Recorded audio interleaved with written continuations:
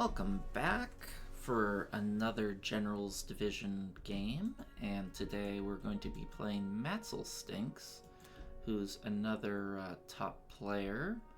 I played him a few times before. Always puts up good games. You can see, based on... Oh, that's the wrong person. Let's see. Where is he?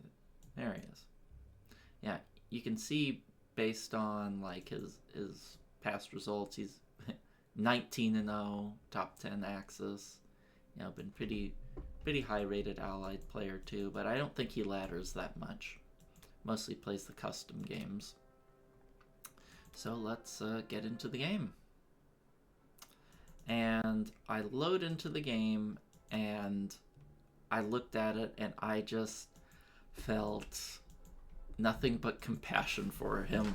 I saw his start, and this is an auto loss start basically for the Allies. You have to have a series of miracles, usually to come back from a start like this. He failed Ukraine, lost a fighter, and I still have a fighter left over. Lost 6 in West Russia. Wow, that's absolutely abysmal, and yeah, I feel bad for him, but at the same time, I'm not going to show any weakness. So I'm just going to try to play it a little interesting. Normally I do like a 6 tank rush, but his start is just so pathetically weak that I'm thinking that I will instead add an infantry and an artillery to it, because I think my battleship might survive.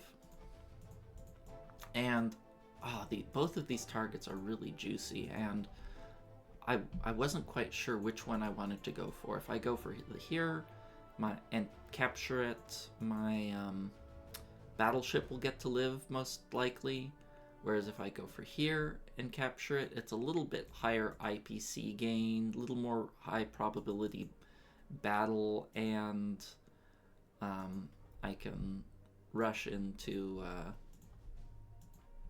Corellia with no fear. So yeah, I still haven't really decided which I'm going to do.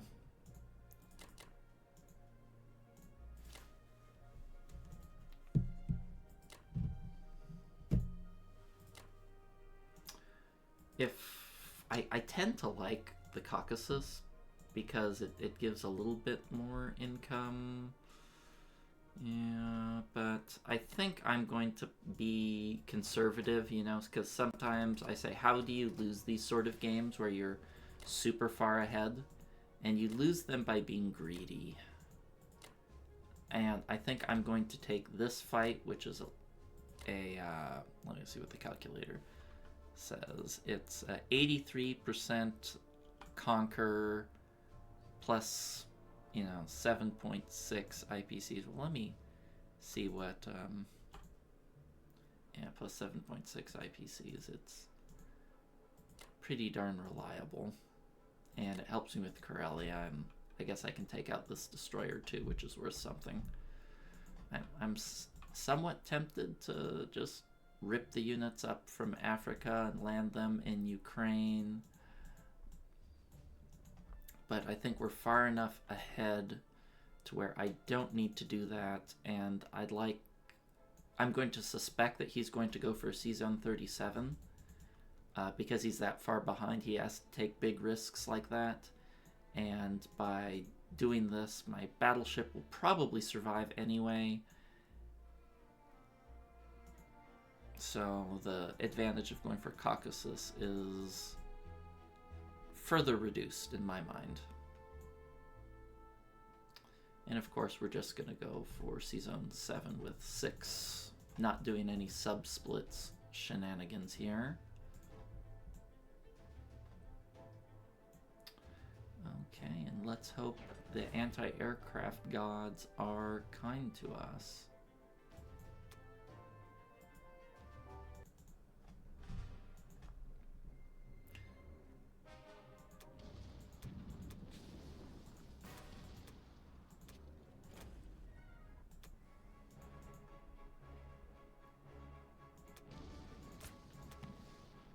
Well, he's hitting back pretty well thus far. 100%.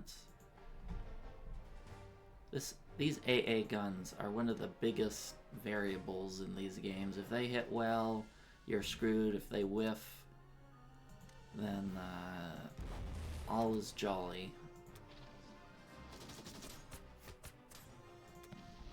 Oof! I think I still continue. Ooh.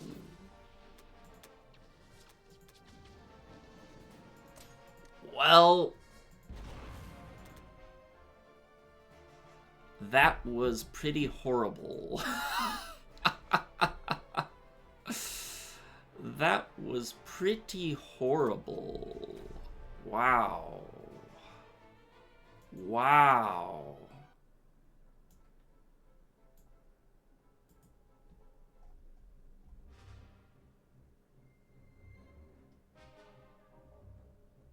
That was a bottom 0.5% result.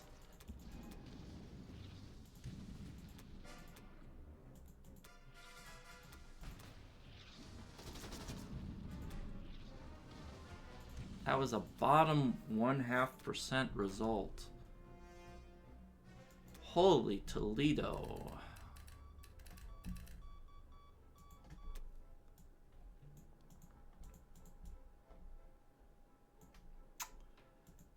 That was truly wretched.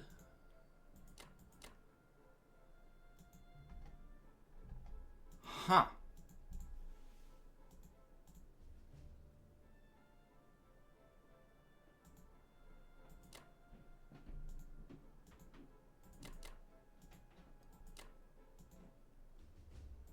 Wow.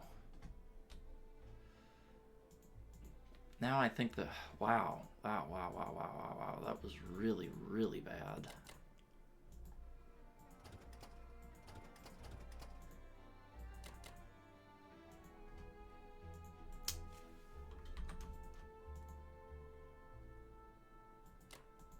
Where do I want my forces? I think maybe can I even hold this? Wow. Yeah, the calculator said that's a 99.5% bad result there. Okay, well, that happens sometimes. That happens sometimes.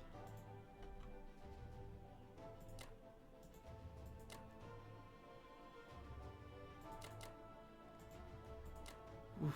It does not feel good, though. I was kind of craving my free win after General Jippy got a free win off of me.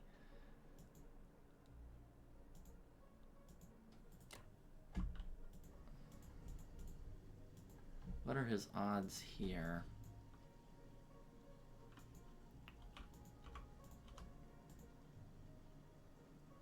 They're pretty decent. His odds are pretty decent. What if I have 2 fighters there? Not so great.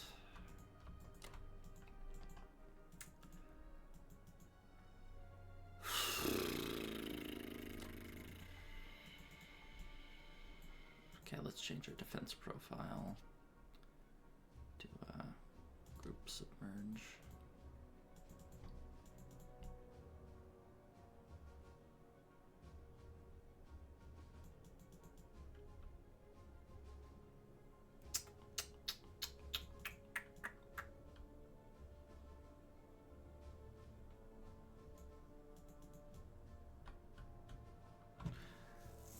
Oof.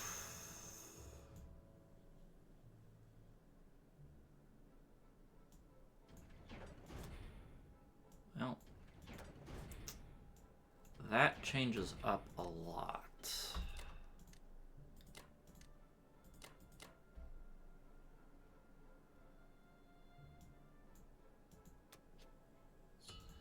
Alright, we'll see you guys next time for Japan 1, and the game just got a lot more interesting than it was that I thought it would be. 0.5% bottom result. So let's keep on trucking. Welcome back, it's Japan 1, and let's take a look at what Matzestinkt. Is that how you say it, or is it Matzestinkt2? I just gonna call it Matzestinkt instead of Matzestinkt2. Has done. He bought standard buy and has had nothing but flawless victories here. Now, I realized there was a chance he could hit Northwestern Europe, but it's usually a really risky attack. You got an AA gun. It's very high volatility here. I think he actually made the right choice in going for it, even though it's very risky.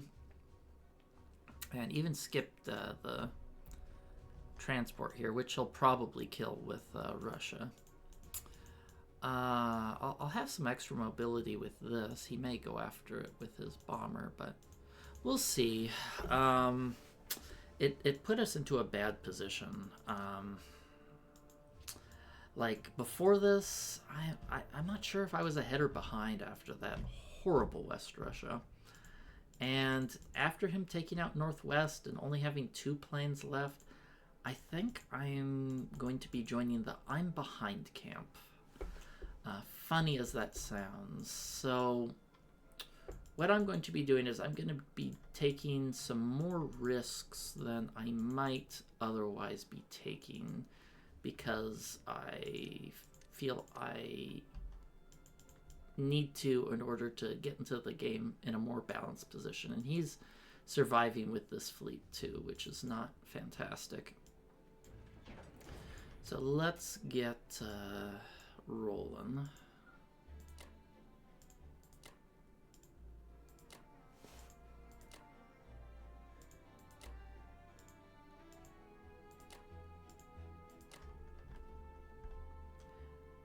I don't know if I even want to do that fight. Well, we'll see.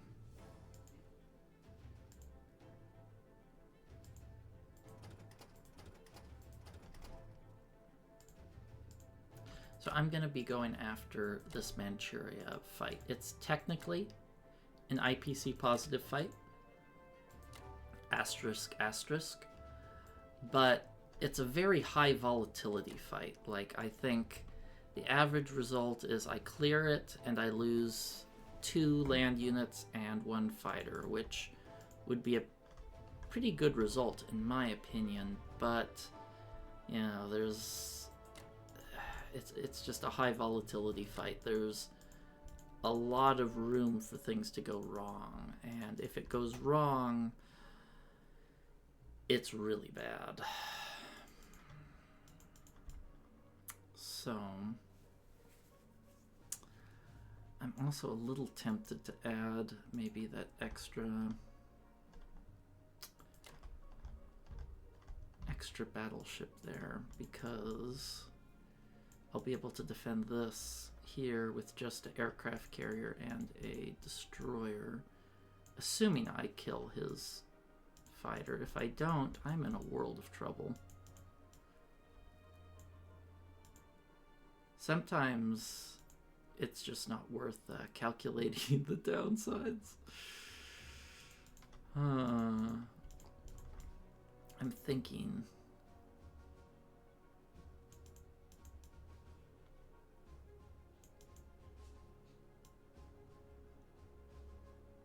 I'm gonna go for it, I think. Maybe I'll hold back the cruiser, because 2 battleships should definitely beat a cruiser, right? And if things go to crap, I can always put the cruiser here. I think that's a good compromise. Alright, let's do it.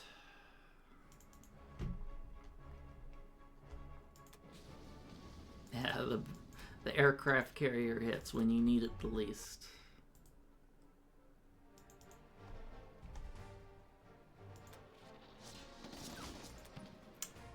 Oh, that's not a good portent for things to come. Oof. Hopefully that got all his hitbacks out of the way. Okay, we'll be superstitious here. He got great luck there. He surely can't get it here as well, right? Well, that's pretty sweet. Okay, I can live with that. That is worth losing an extra infantry on Yunnan. That is a fantastic result for us. That's what we need.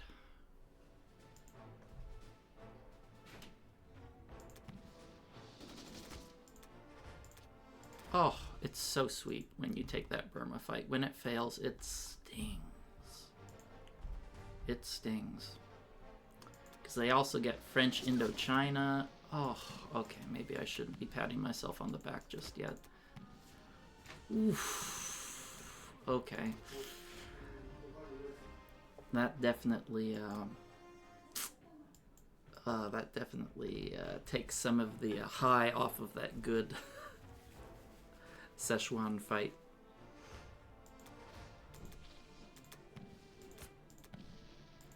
Well, that's about the expected results. So, I think we got a little bit of a mixed bag. Like, we did good there. We got average there. We did horrible in Anhui and Yunnan, but we did. Wait, what was that result? We got a top 30% result. So I don't know where we stand with that. But I think I'm going to try to group all of my planes up.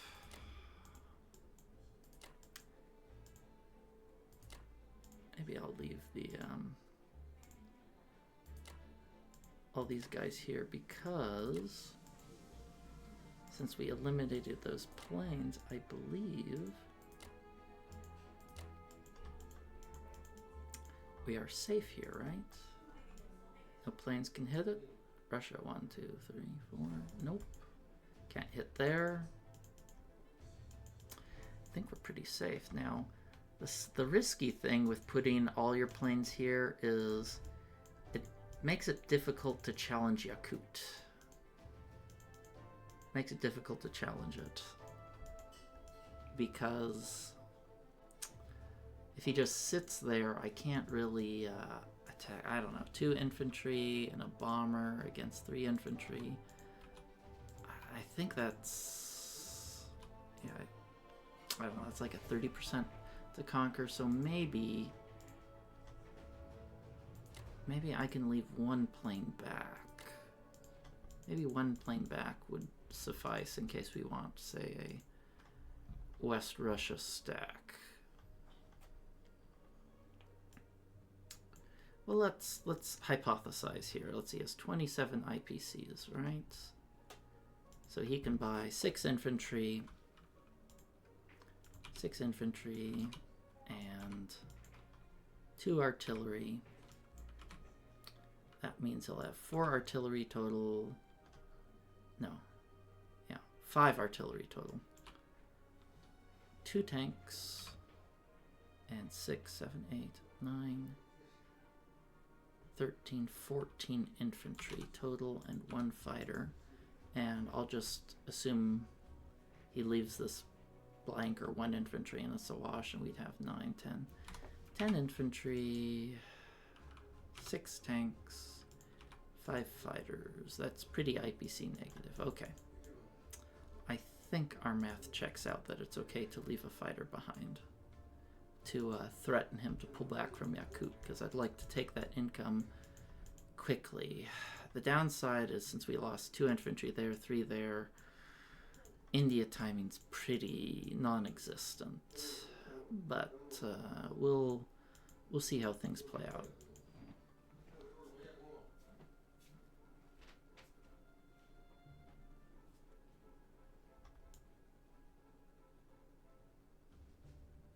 I also like putting everything here because it kind of threatens a C-zone 45 attack.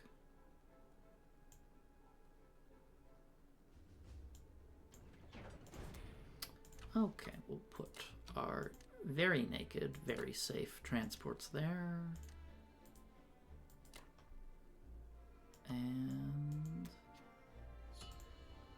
toss the ball into his court. I'm actually very glad I went for that attack with those horrific hitbacks. I think he hit back everything except for that one Burma guy, and then this guy hit me back an extra time. So yeah, I think, well, we'll see. We'll see. Okay, catch you guys next time for Germany 2. Welcome back, it's Germany 2, and let's take a look at what Matzels has done. So he didn't do any combat with the US, did a purchase without a destroyer here, so that's a little risky normally because you have less defense, but in this case I think that's a very smart purchase on his behalf because I don't really have much of a German Air Force. He decided not to hit Morocco because I have these fellows here still alive and kicking, so that's another one of the disadvantages of hitting Northwestern Europe and skipping these Navy units is Germany gets to hold on to that little extra income. So yeah, you're kind of seeing how even though sometimes there's a decent target, it's not always the best move. He bought 3 artillery and 5 infantry, okay. And he took Buryatia with no losses, so that's a little unfortunate. Can I hit that with my bomber? 1, 2, 3, 4, 5, 6. 1, 2, 3.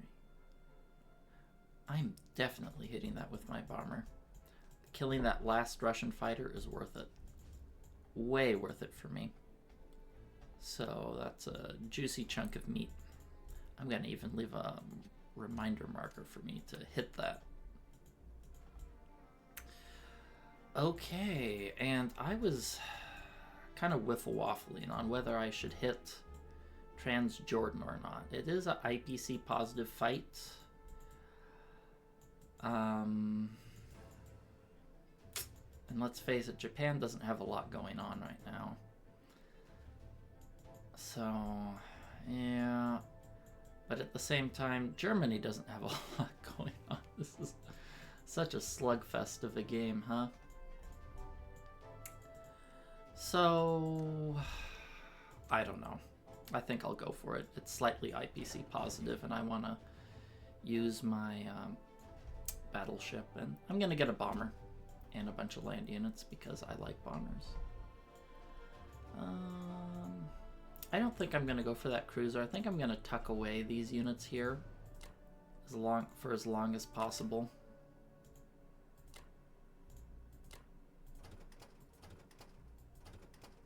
Let's hit this. If it goes bad, well, we can probably save the tank.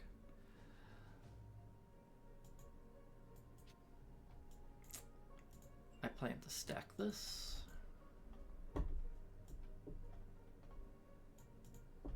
Sometimes I wonder, I'm like, wow, should I just go for the blitz right there, straight into Moscow? Should I take the really bad odds for an instant win? But I don't think a 22% win. I don't think we're 22% win desperate right now. I think we still got a lot of play. He had a pretty abysmal Russian start, and well, until that West Russia, I thought this game was basically won. And then, oh man, there's just been so much crappy dice this game. I don't even know where to begin.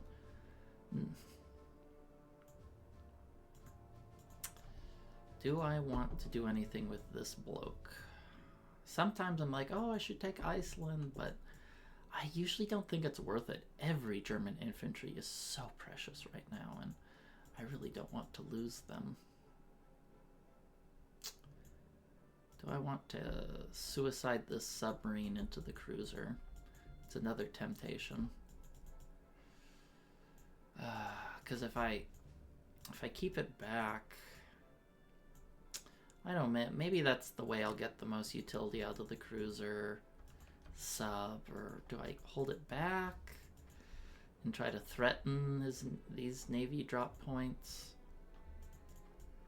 Because even if I do get it, it just dies the next turn to a battleship. I think I'll just save it to just be annoying. Sometimes being annoying is better than trying to get value, like with the US submarines here.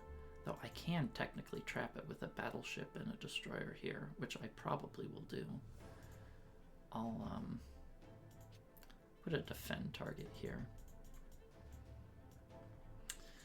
Okay, well, I think that's about all we're going to be doing here. Implausible.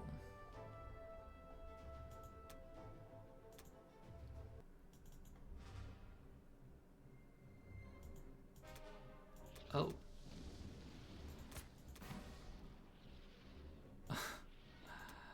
Well, that could have been better.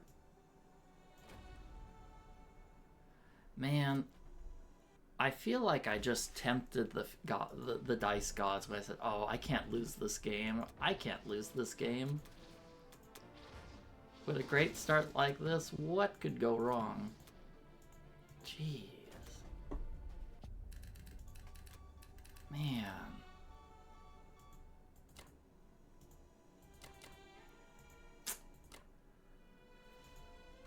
Oof. These are some abysmal results.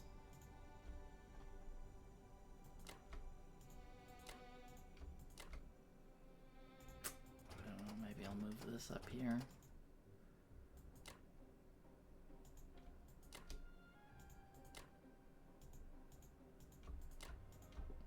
I don't know, maybe I shouldn't move that anti-aircraft gun.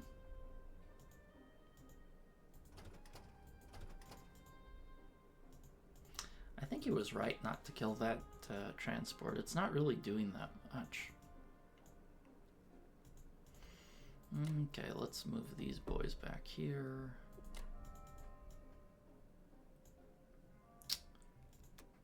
Let's keep group submerge.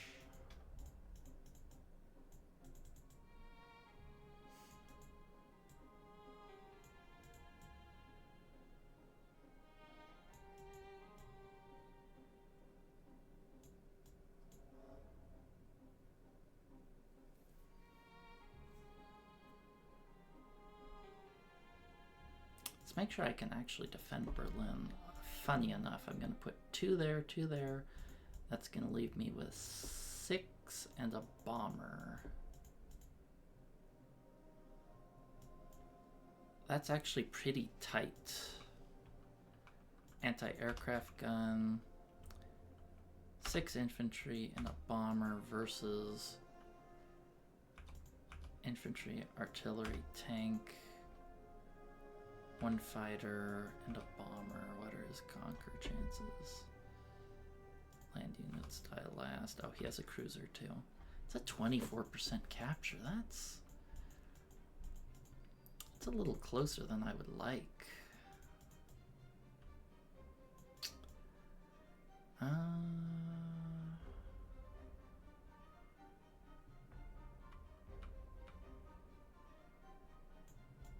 Well, I had a 24% on Berlin. I think I have to offer him that. I don't think he's... Yeah, what is his navy doing here? Is he... Why is his navy here? That is so weird. I just looked at that. Why would you move it there? Huh. Is he planning to send the UK Navy back? That's really strange. I guess it's the same route around and gives him more options, so I guess there's nothing wrong with it. Do I give him the 24% on Berlin? I think it's the right move to do that. I don't think I honestly don't know where this game is. I feel a little behind. I've gotten some pretty poor rolls. Let's look at the attack board. Yeah, it shouldn't be this close this early.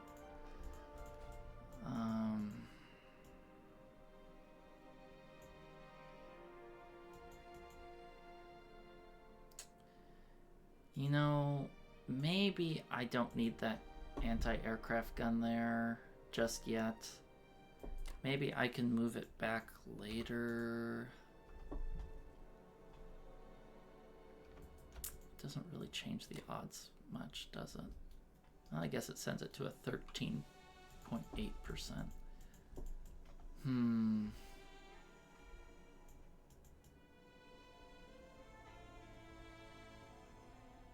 I feel behind. I'm going to give him a 24% chance to take Moscow. I think it's reasonable.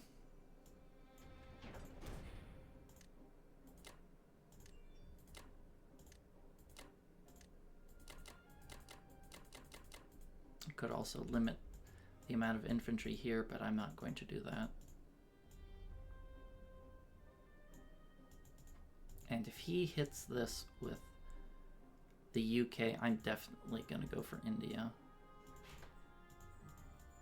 But we'll see. This is a wild game. This is a wild game with some crazy dice. Okay, well that's it for... is he watching? He is. Okay, that's it for Germany 2, and I'll see you guys next time for Japan 2. Welcome back. It's Japan 2. Let's take a look at what Mats has done. Bought a fighter. Took the freebies. Didn't go for the crazy YOLO play. I think that was the right decision by him. You know, there's one thing that I really hate is when I'm playing an opponent and I think that was probably the best decision. Because that means they're making the best plays I could see, or I hate it when my opponents do smart things. Anyway, yeah, I think I'm just gonna play it nice and boring from here. I'm just gonna buy 6 land units, gonna plop down a complex, and the game will go on. Limp along with how many units we have here. Well, let's definitely take a stab at that fighter, because I would really love to get rid of it.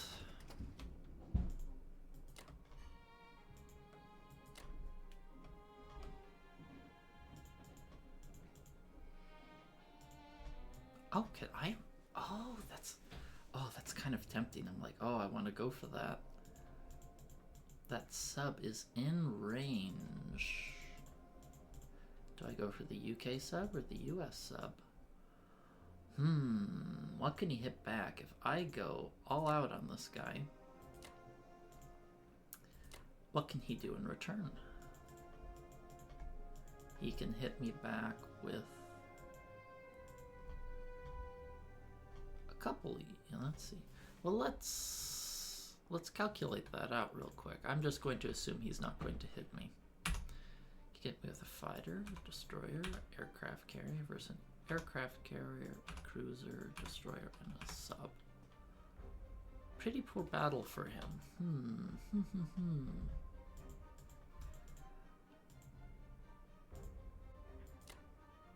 Even if I lose the sub and a hit back, it's still a pretty poor battle for him. Let me make sure he has no crazy bombers in range.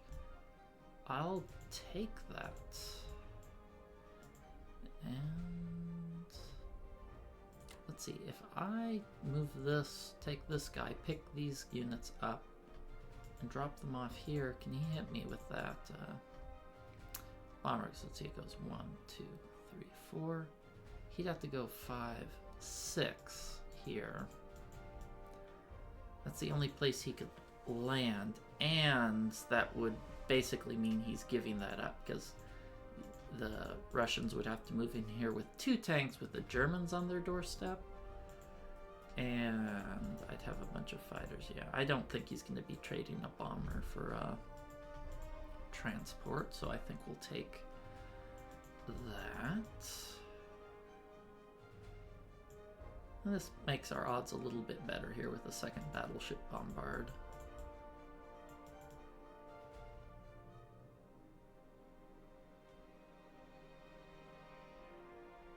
Just making sure it's as safe as I think it is.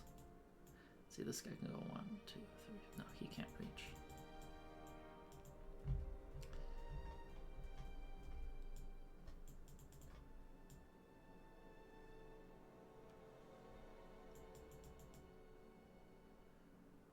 Okay.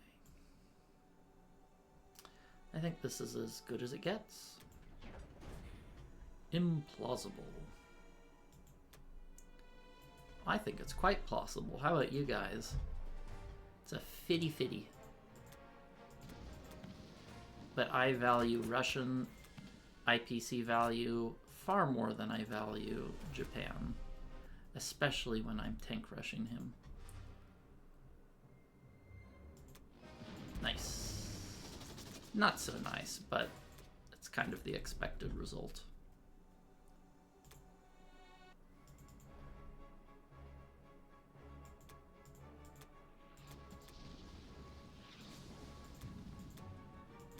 Okay, good.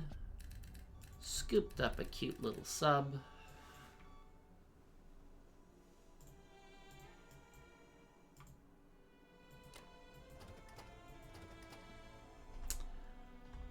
Maybe I want to land this guy here. And the reason I'm thinking that is, let's see, you can go 1, 2, 3, 4, but you have to buy an aircraft carrier, and that's only like a 50-50. Well, the US, could you go 1, 2, 3? No, he has no landing spot. I'm thinking of doing this because this enables me to have my logistics be more efficient. Because if I go here, next turn, I'm not going to have enough land units here for a full unload. Whereas if I'm at C-Zone 36, I can take these infantry, I can dump them here, dump them in Western Australia if he abandons it. And how far can I get this little chugger to go?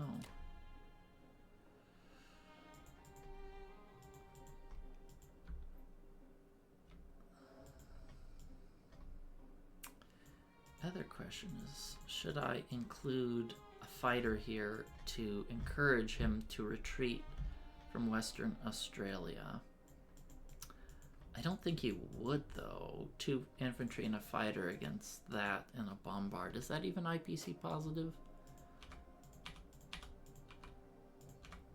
Let me calculate that out. It is technically IPC positive. Okay, so let me think here real quick. If I have 4 fighters,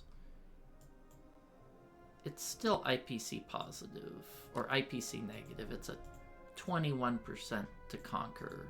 Actually, no, it's less than that. I killed his fighter. Yeah, it's an 11% for him to conquer. What if I send 3 fighters? Because I'd like to send as few as possible. Still 25%. Okay. Yeah, since we killed that fighter... Defend here? Okay, I changed my plans. I didn't expect the UK to leave that submarine there. Probably, I've made that oversight before where this destroyer was in a place I wasn't expecting, and I'd have to say probably 90% of my blunders are Allied submarines in the Pacific, or sometimes Japanese transports that I didn't realize a bomber somewhere could sink. Okay.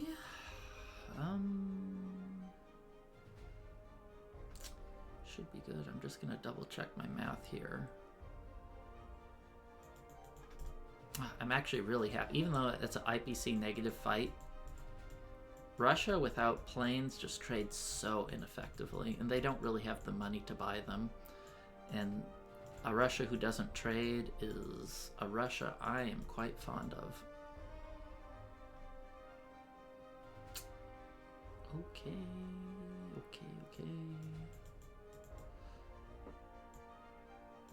Let me check my defense profiles. Still group submerge. I think we're cooking. I'm feeling a little bit better after this turn. Getting that sub will allow me a lot more breathing room, and if he doesn't move his sub from that position, I can trap it here next turn. Well, won't be next turn, but it'll be 2 turns. It'll be trapped. Okay, I think that about does it. But when you play these high-level games, you should always double-check your work. Always double-check your work.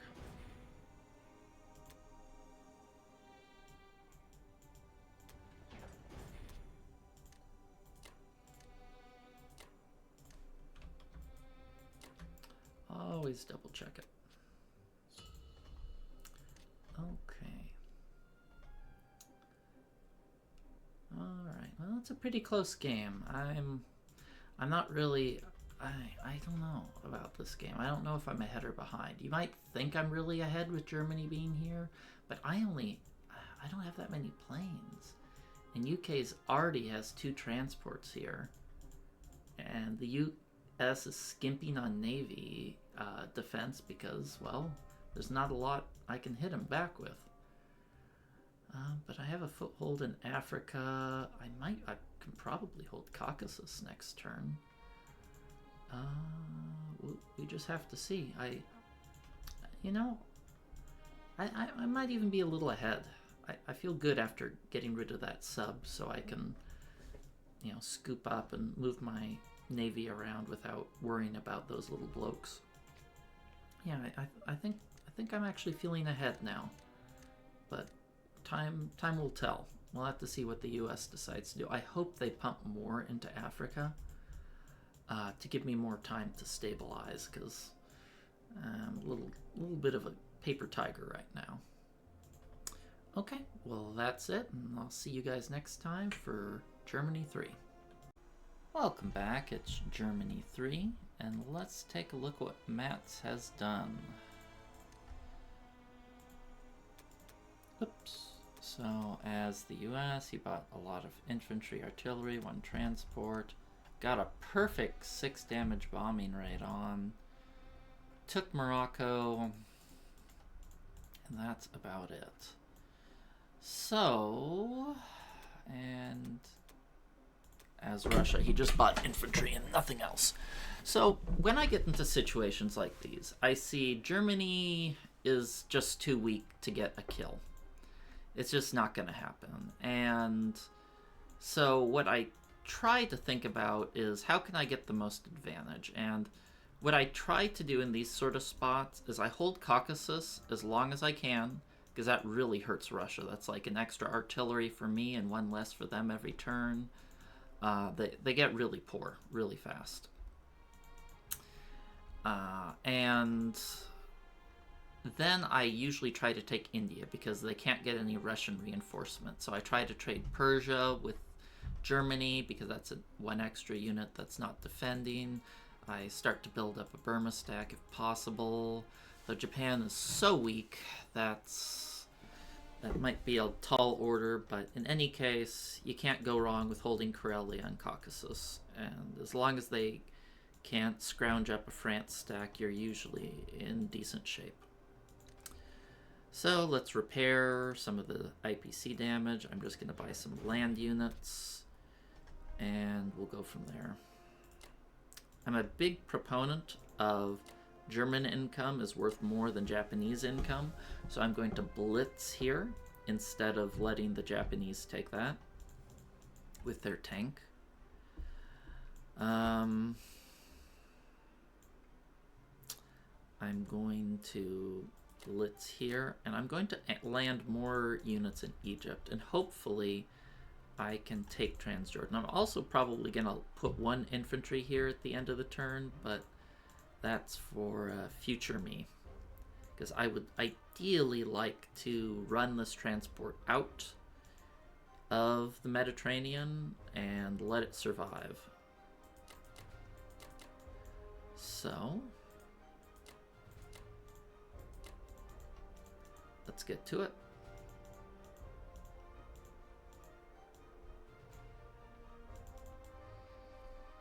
Is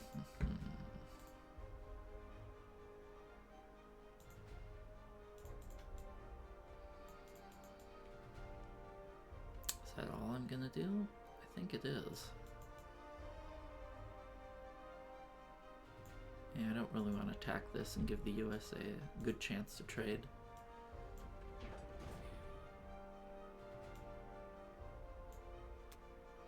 I definitely don't have enough to stack France.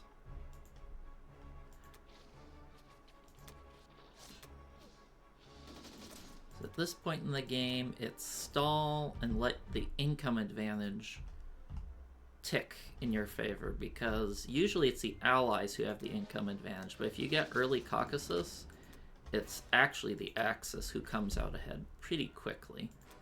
Probably not by the end of the German turn, but most likely by the end of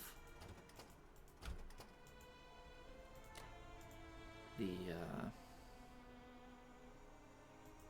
Japanese turn. That will be the case. Do I really want to move this one guy there? I think he's okay chilling where he is. Putting a little bit of extra pressure there. Let's move everyone here in Caucasus, because I will need some support. Can I move this here? I'm a little bit afraid of him being able to take this. Let's see, what can he hit it with? He can hit it with 3 planes, 4 land units, and I will have, let's make sure AA goes first. It is. I don't need group submerge. Nothing's in range here. Let's quickly run a calculation to see what his odds are. 3, 1, 2 fighters, bomber, cruiser against AA gun, 4 infantry, anti-aircraft, and a fighter. And we'll assume slightly negative odds for him. Not as bad as I would have hoped, but I don't know if he would go for that. Would he?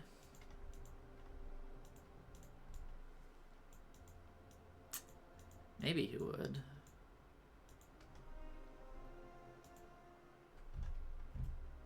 Well, we'll see. We'll have to see what he decides to do. I think I'm going to keep these infantry here because I'm a little afraid of a France stack with all the units he has lined up here.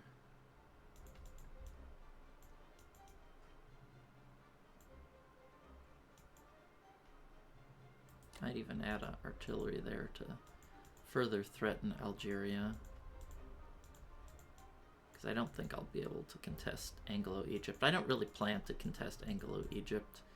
What I plan to do is stall him here and hold these territories for the extra income as long as I can, because it does make a big difference. You know, holding these, you know, or even just these two, you know, that's 3 IPCs extra I'm getting. That's an extra infantry for me and 1 less for thee. Yeah, wow, 51 income. Well, that's going to be probably the peak of the German income. But yeah, once the Japanese get their turn, they're going to take this. It's going to be an extra 4 income. Might even take Australia here. So we'll be at like 90, 91 IPCs, and it's only going to get better, usually. And Russia just starves here, and their lack of planes is not going to help them. Trying to decide if I should keep 1 extra infantry here, maybe 1 extra tank. Let me quickly run the odds with what he would have on Caucasus.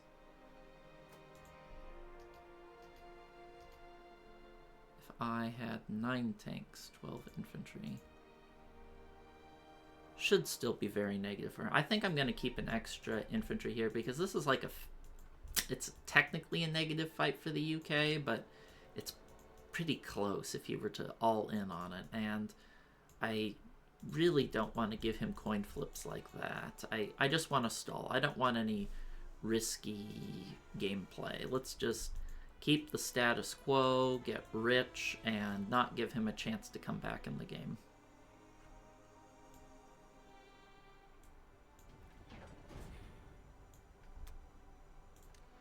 Okay, we'll put the artillery in Germany to help defend against potential France stacks. Oh, 51 IPCs feels so good. Yeah, we're still okay, you know.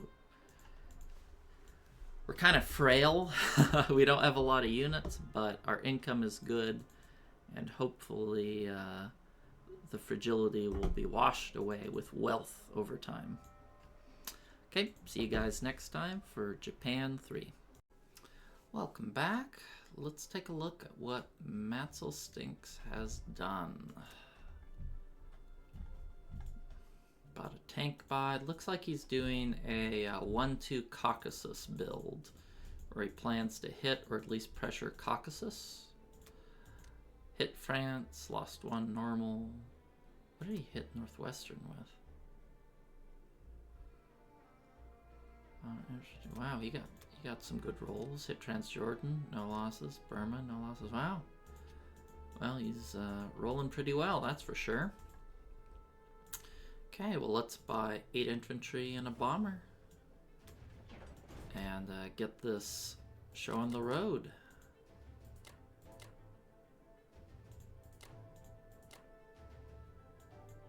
Now, it looks like he's planning to take this with the US to land here, but I actually have pretty darn good odds here of clearing this. And I think I'm going to take those odds, because with German planes and these units here, I should be able to clear whatever he lands here pretty handily, or deter him from landing at all.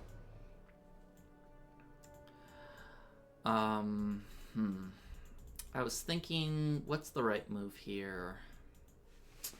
And I think going full pressure on India is the right choice, because if he wants to take out Caucasus, we should extract some compensation from him, don't you think? Let's see, 1, 2, 3, 4. We'll land these guys there. Take this bloke, land him there. I think this is probably my best path forward.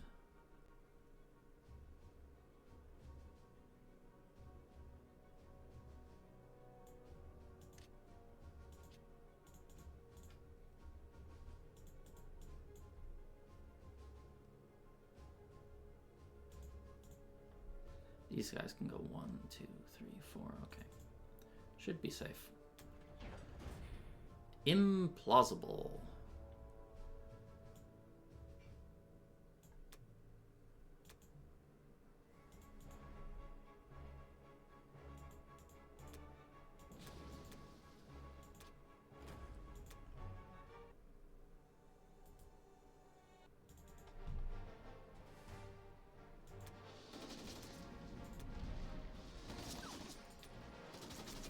Now, here's the question. Do I retreat? Because if I retreat, I'm going to have to land in Finland or Norway, which it looks like he's planning to drop anyway. And in that case, if this guy's going to die, I'd at least like a good shot of killing a plane rather than killing an infantry. Don't you guys think? So even though this isn't a favorable battle to me, it beats the alternative. Okay, never mind, I got nothing. Willy Wonka style.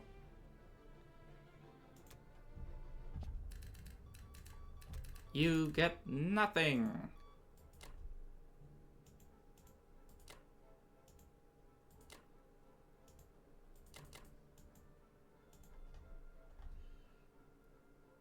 Well, what should I do with the sub and destroyer, huh?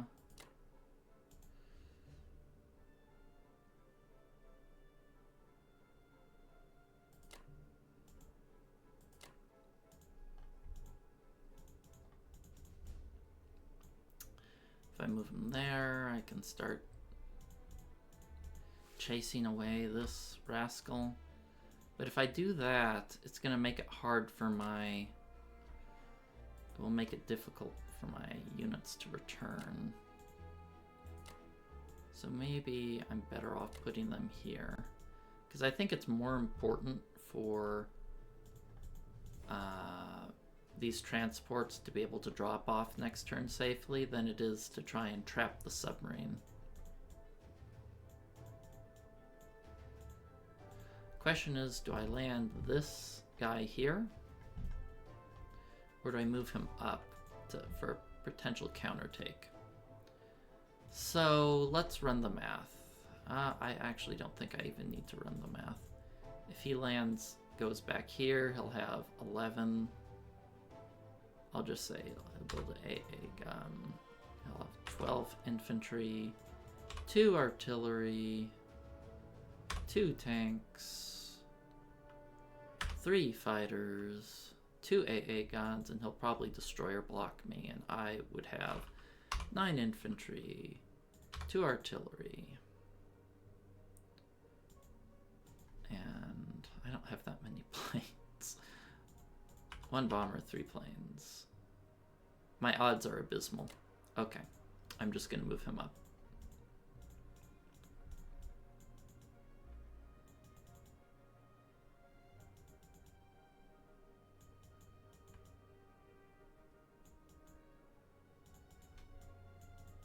Just going to move him up there.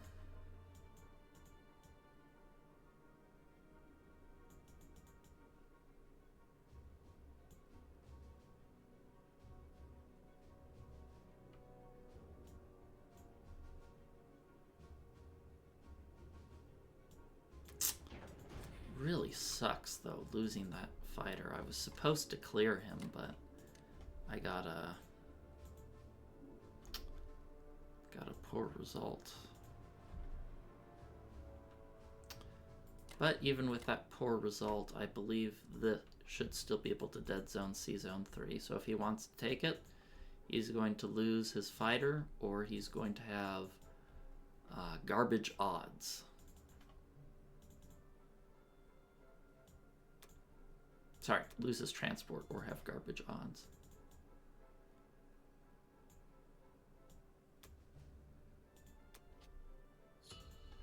Okay, let's take a look at the scoreboard. I think we fell behind. Yeah, we were losing a lot of traction. That was a bit of a sucky fight for me. But, well, you got a top 41% result.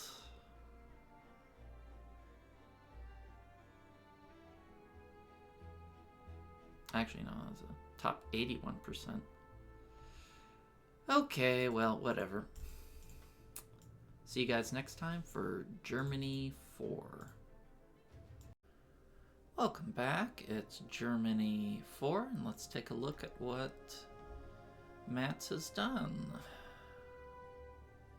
More fighters. Did another bombing raid.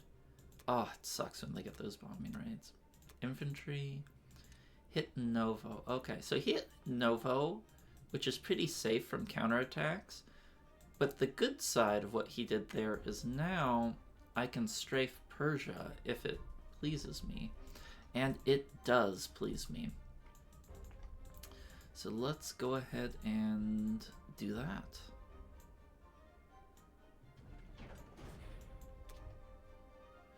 All right. Trying to... I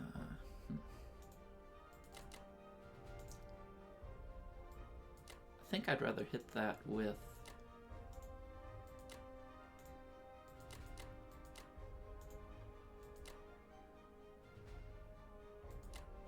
should... Well, what am I hitting this with? 3 and 4. What if I hit it with 2? I don't think I have enough to stack.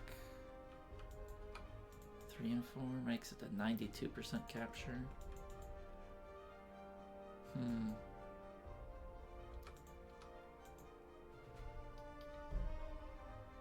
Okay, let's go with this. I kind of hate using that many units, but very light on air.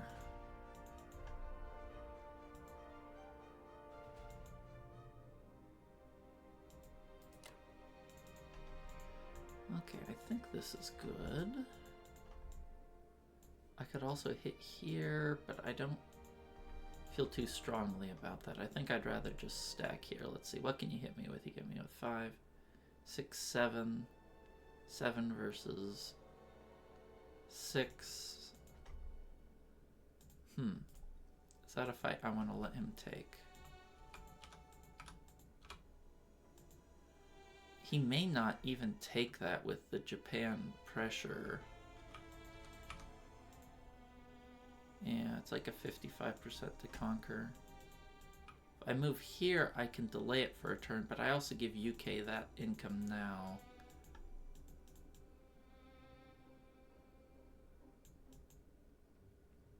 He may not even take it, because I think I want to send the infantry to... I think I'll send an infantry there just so they can't trade and the tank will head back.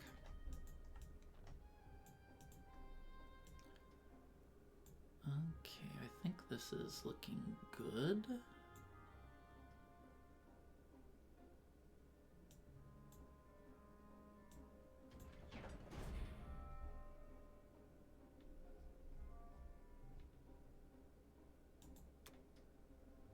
All right, big battle first.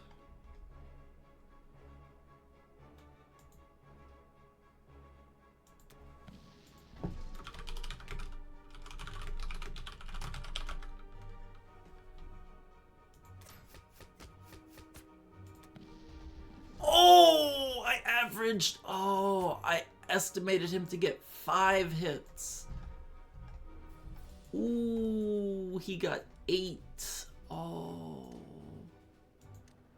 How many did he roll?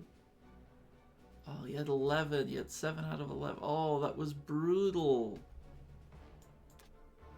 Oof, oof, oof, oof, oof, oof, oof.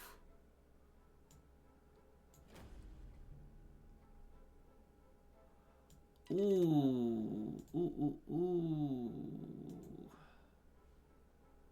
That was really bad. Really, really bad.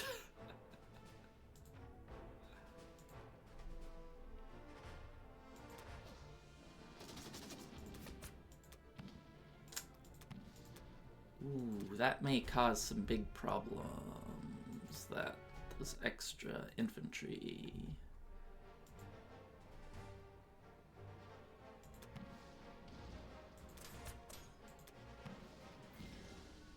Oof. All of his hit packs are brutal, brutal, brutal, brutal.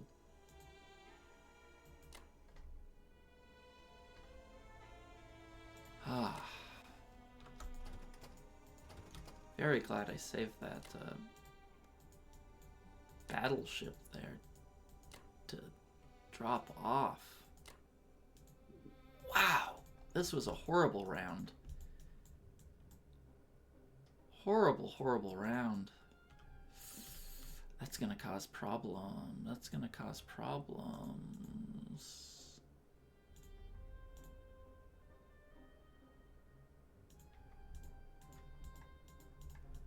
Yeah, that's gonna cause me some problems.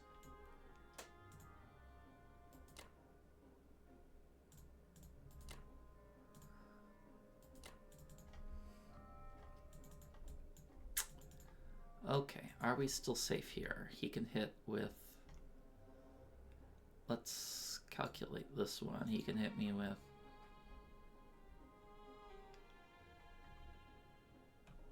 How many fighters? 1, 2, let's see, 1, 2, 3, 4. hit me with 1, 2, 3. Only 2 of those fighters can reach. Wait, where's his? Where's his? Oh, I took out his aircraft carrier. Okay, so we are a little bit safe. We're a little bit safe there, due to his aircraft carrier can't reach here. So he can only hit me with 3 infantry, an artillery, and a bomber. I don't need to calculate that out. That's really safe. Whew.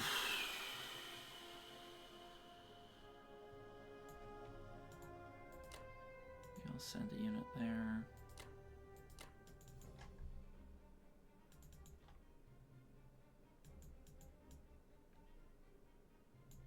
Can only make, how many am I making here? 7.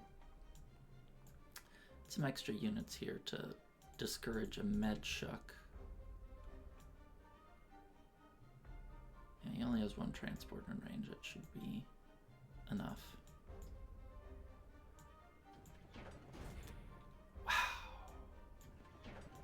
His rolls really sucked. Let me tell you.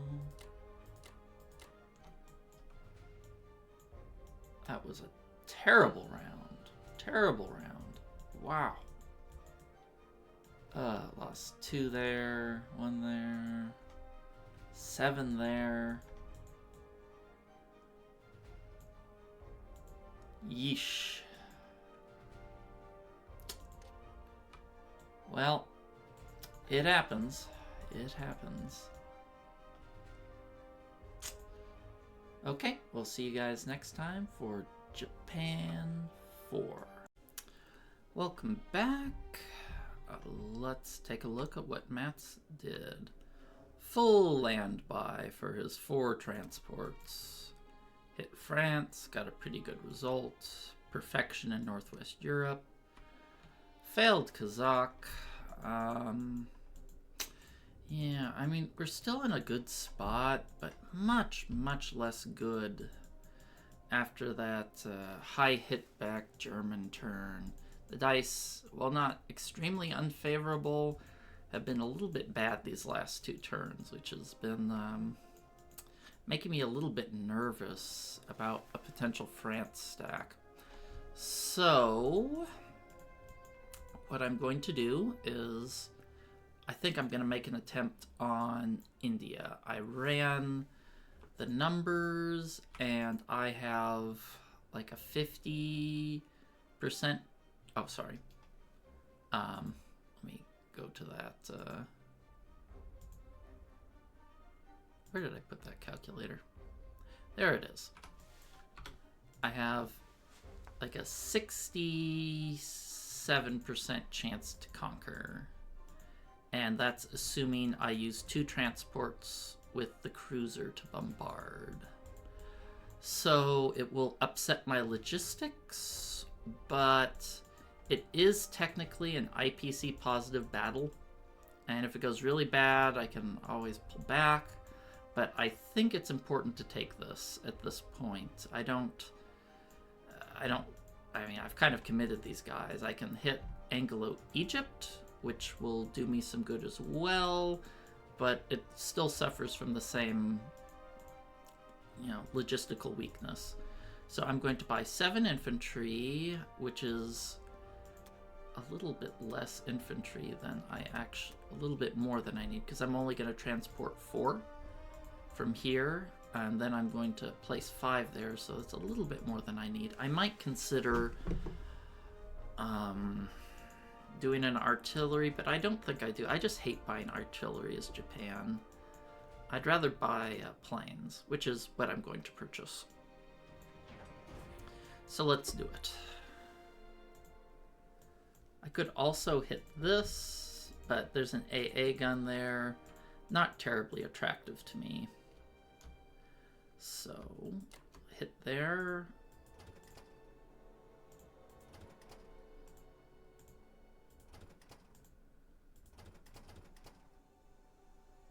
That's correct. I'm purposely only sending 3 because that will make retreating more challenging.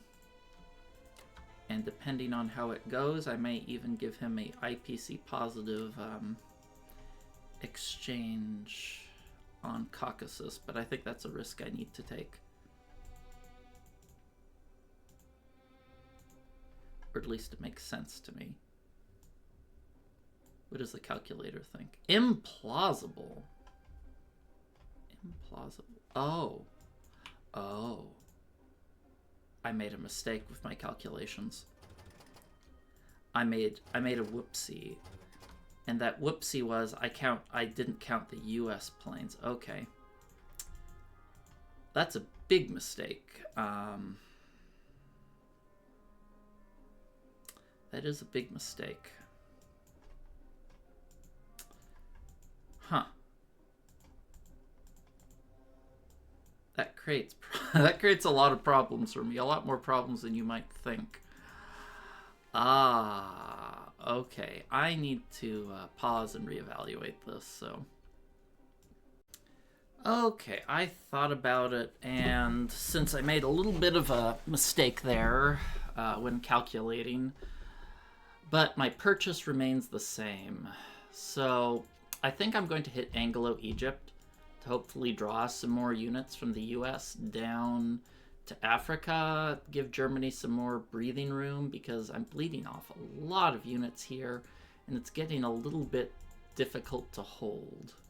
So the downside of that is I'm going to give Russia a attractive strafe here on Caucasus, but I think there's just no other way about it. So let's get to it.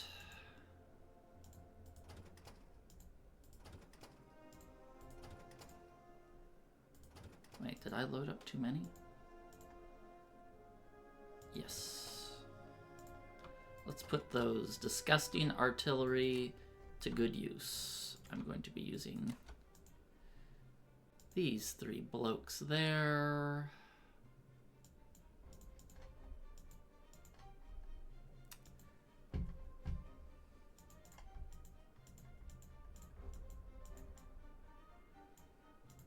I think that's about all I'm able to do. Just making sure I can move the destroyer up here to be safe. I can. I don't particularly want to use the bomber on anything. Okay, let's give it a whirl.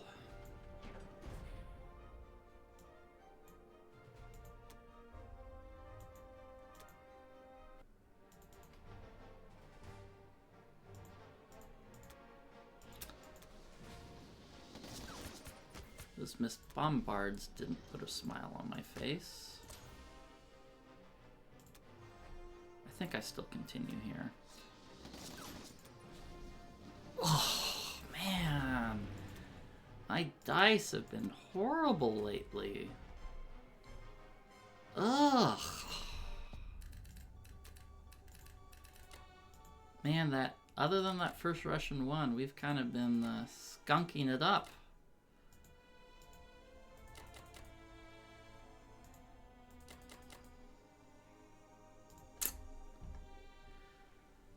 Where do I want to put that tank? Do I want to put it here? No, I'm okay if he wants to trade that tank out.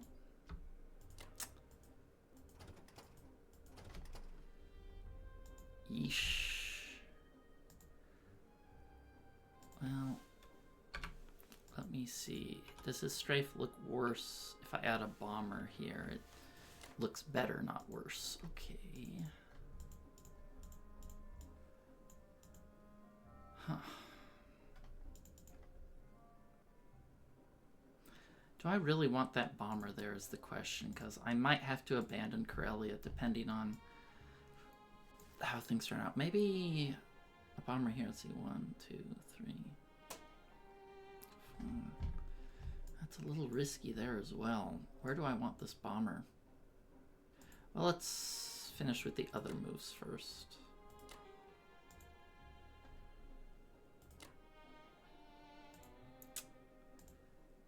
I think I want the aircraft carrier here.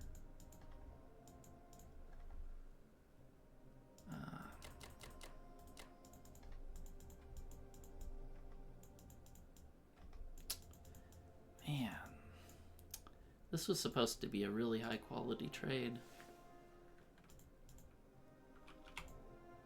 What did I get there?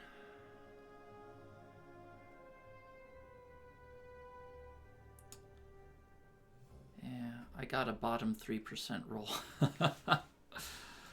Oof, oof, oof, oof, oof, oof, oof, oof.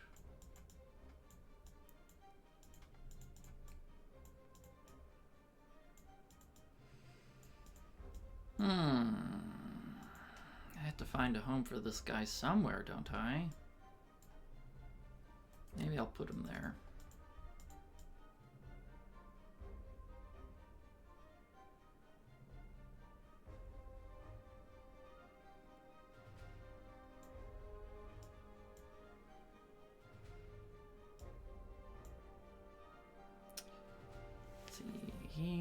I'm not going to put carrier last defense profile. I suppose I don't really need it because they can land in Egypt.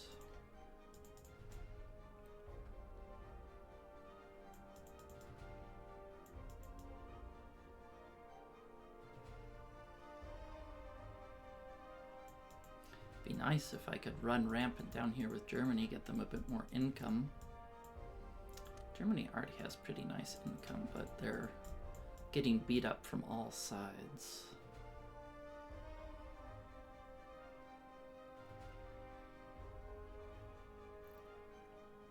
Do I want this tank here is the question. Maybe no, I think I still do want the tank here. Because I'm like, well, I can't really counterattack this if he goes for that very well. But at the same time, you know, if he wants to go for this, then it doesn't really accomplish much for him. Okay. I think that's it. Darn. This game just keeps getting tighter and tighter. I was hoping to be widening the gap, not having it shrink. Yeah, we're actually behind at the end of our turn. Too many bad trades. Too many bad trades.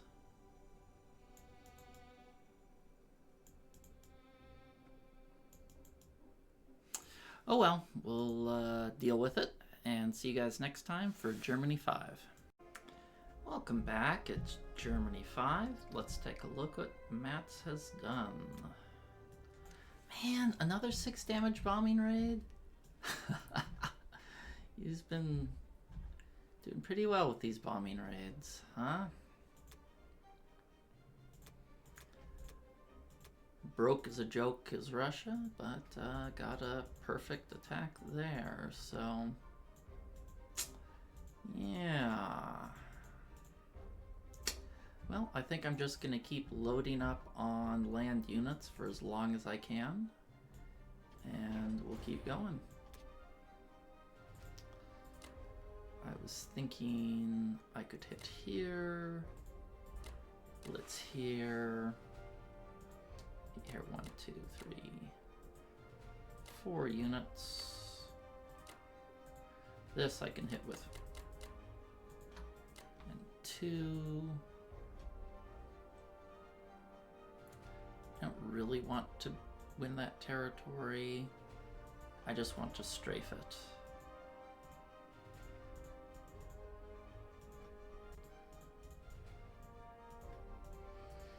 I was debating on if I should hit this. Oh, that's not where I want the...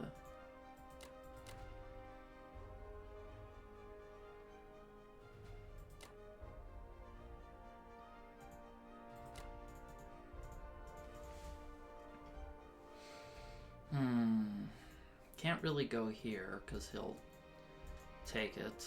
I still want to move units here. Don't have enough to stack France.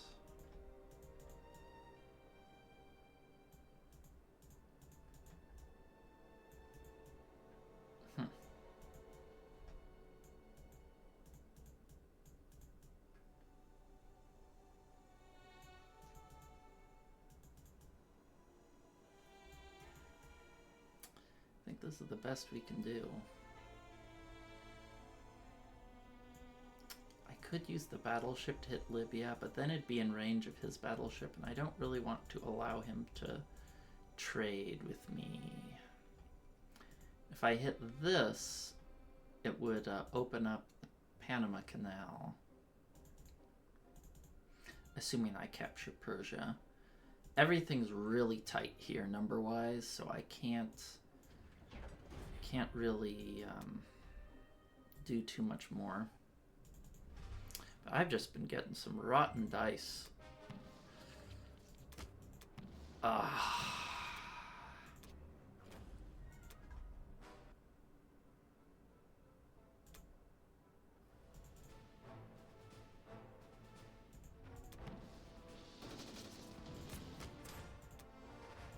That's nice.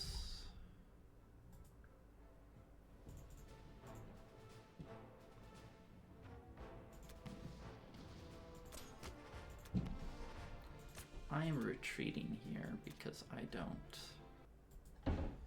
really want to capture that and give him a big load of units. Just wanted to get rid of the AA gun.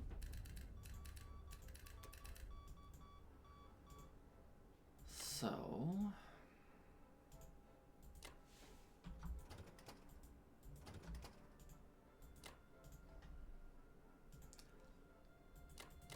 I'm going to move this here because I'd rather trade with Japanese infantry than precious German units. Let me double check to make... No, I can't stack this. There's no way.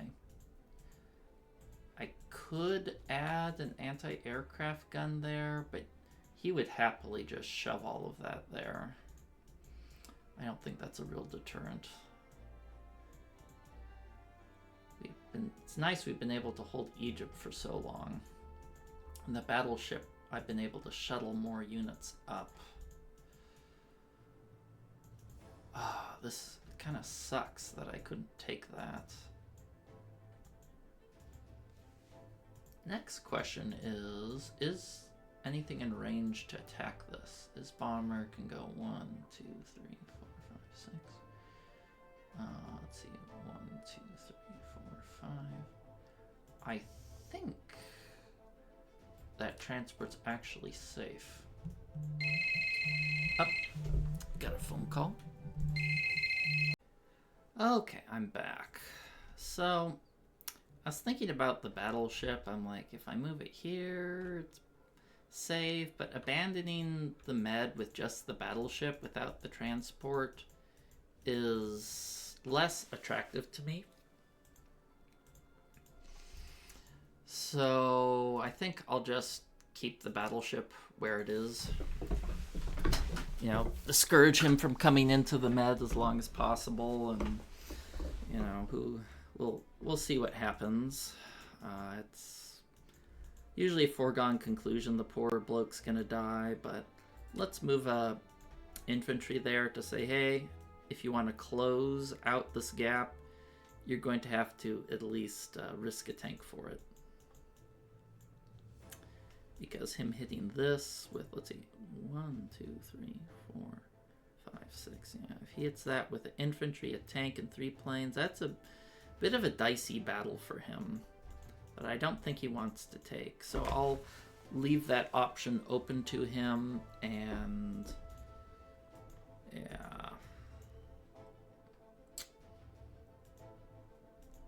allow the possibility of the Japanese to attack here.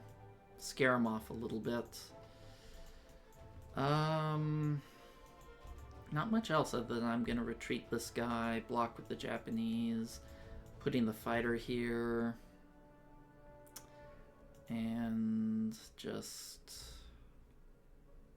trying to stall and keep Caucasus as long as we can. I'm probably going to have to abandon it next turn because he already can sort of take this with a 2-1 attack.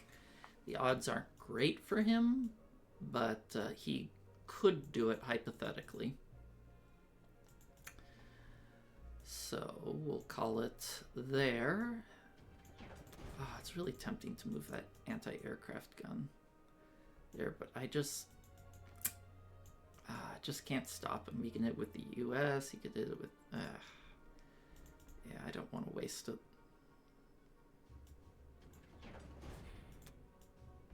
Is that good? That's good.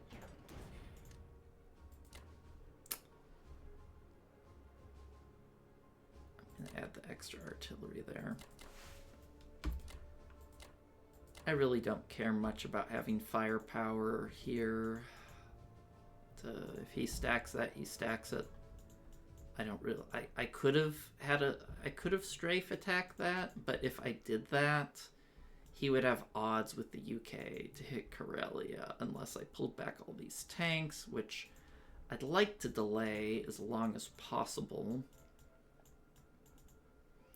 And this is here because if he wants to kill this sub, and he has to do it with the US because he doesn't have a UK destroyer, that means these two transports have to either attack or be stranded there.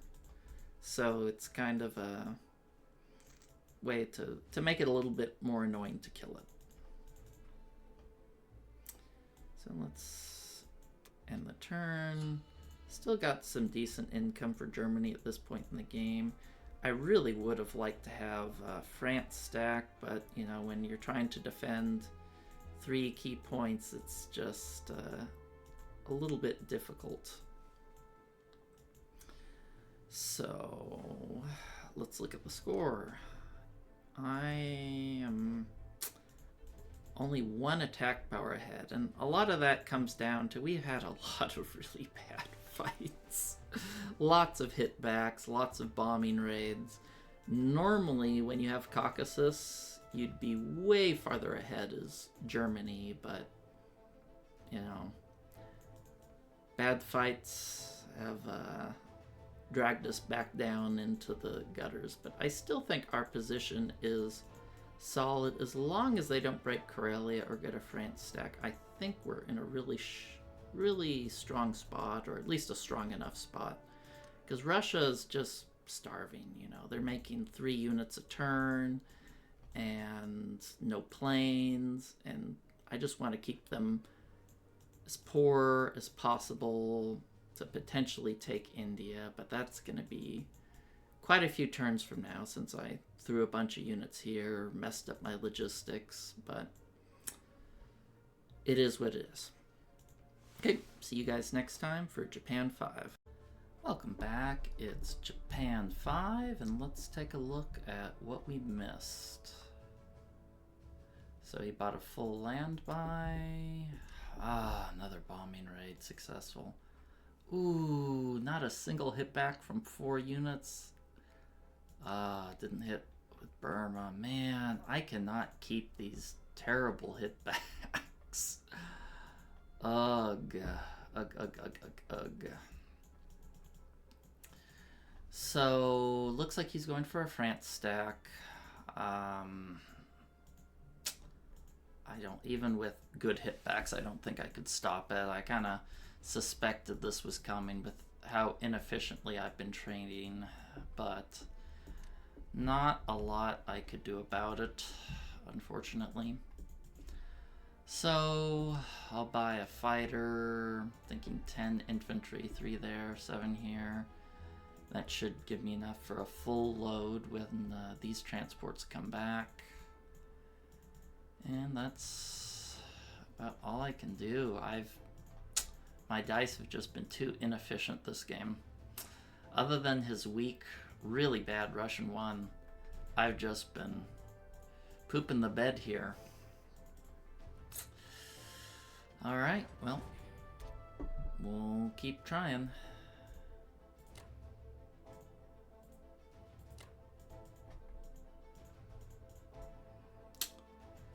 As much as I would love to take Alaska and start distracting the US, I think I have to double down on UK here. I think I absolutely must take India while he doesn't have any support from Russia. What do I even do with that tank? I keep it there. I think there's a good chance next turn I'm just going to completely abandon Corellia and then I'll stack West Russia. I think I'm going to put the fighters here. I could move my navy through. I could move these guys here. But what would that accomplish? He's not trying to do anything in the Med. He's going to be full stacked there, so it won't really accomplish much, so I don't think I'm going to do it. Yeesh.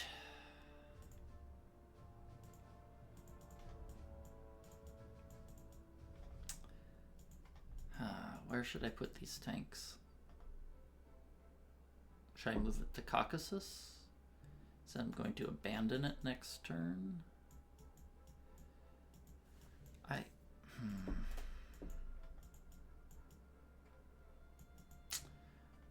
Well, maybe my unit movements don't even matter. He's not trying for Corellia. He's probably going to offload all these guys into France. Really stinks. I have not been sending any units from Berlin to up here, but UK has been out trading me really hard.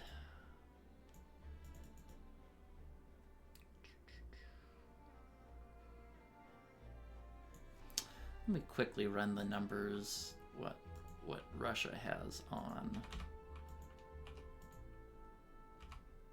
here in Caucasus.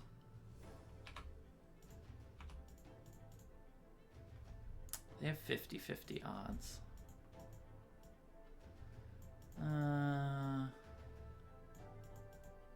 What if I add one extra tank there? How are their odds then? Poor enough. Okay, I think I'll... What do I do with these fighters? Do I add more here? I don't think it'll make too much of a difference, though.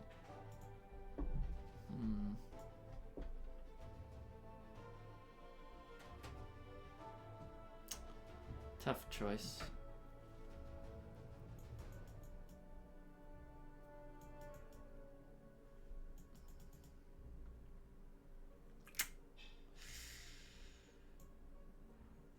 Yeah, I guess I'll just add them to the fight. I don't think they're going to get much done over here. My Air Force is too depleted after hitting that Sea Zone 3. Man, I feel like I've lost every major attack I've done this game.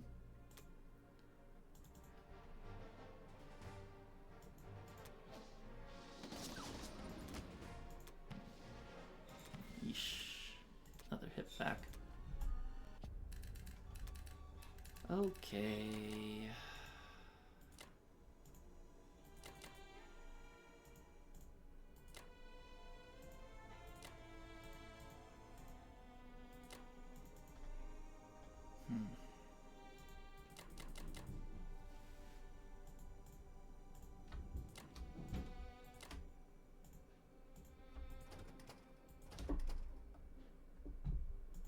I'm building 7. That's enough for a full load.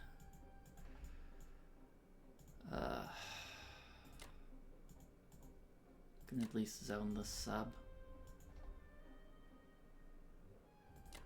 I could also add 2 infantry there just to threaten him.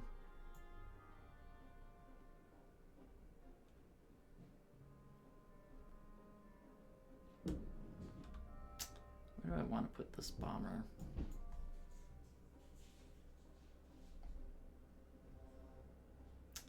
Not entirely sure. I want to put this here.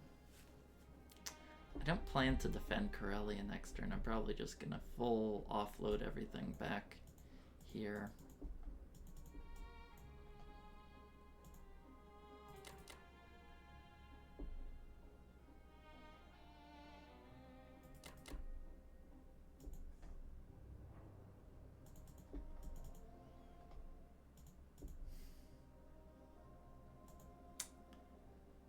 I guess I'll leave the aircraft carrier here to give me a little more mobility with things.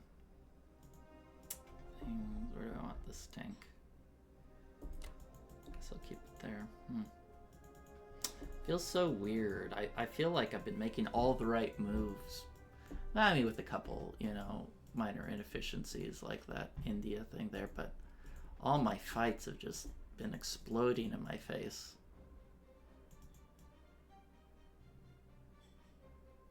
Yeah, I'm sitting here with a 44 income Germany, and this is all I got here, huh?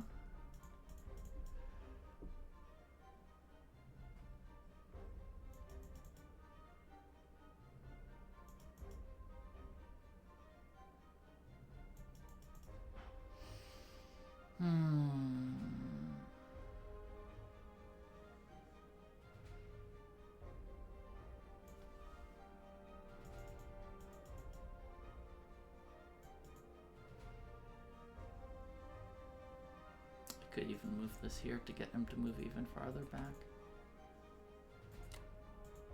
He doesn't have any planes.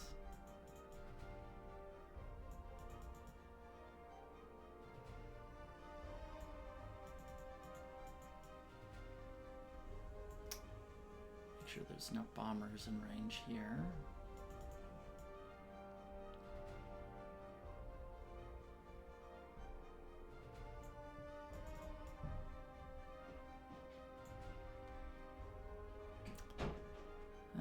Sure, let's go with this.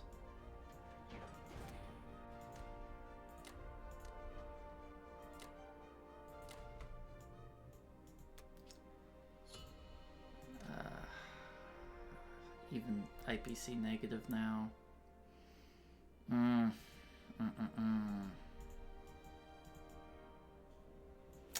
Well, you can't beat the dice at the end of the day, so. Alright, well, I'll see you guys next time for Germany 6. Welcome back. Looks like Matzestinkt2 did exactly what we expected. The France stack. Not a lot we can do about it. I ran the numbers, and even if I pull everything back, there's no way to hold France. It's gone. It's not coming back. We didn't want it anyway. So, finally, got one of his bombers. Took us long enough. Decided to kill the sub. And Russia bought 3 infantry. So, I was thinking about it, and I'm like, how do I play this game? Because this is scary. Not fully sure what the best way to proceed forward was, but I figured I have Caucasus, I have marginally Corellia. I'm in a really tough spot here because this is kind of a death clock, and I figured maybe the best way forward is just to stall as long as possible. I can probably stall for a good long time with this kind of income and hopefully close out India, and maybe if I'm able to get into Africa, I'll be able to make something happen. That's a general idea. It's not really a fully thought out plan. Well, it is a fully thought out plan, but I'm thinking, how do I win? And I win by Germany being rich enough to stall the France stack long enough. And so that's what I'm going to do. So first things first, this looks like a juicy strafe. I'm going to take it. I think I'm going to go for Africa here. It's a little bit risky. I ran the numbers. He has like a 50% chance on Berlin. Can't do anything about it. That's just how it is. I'm just going to keep this here and force him to deal with it. We'll take the freebie.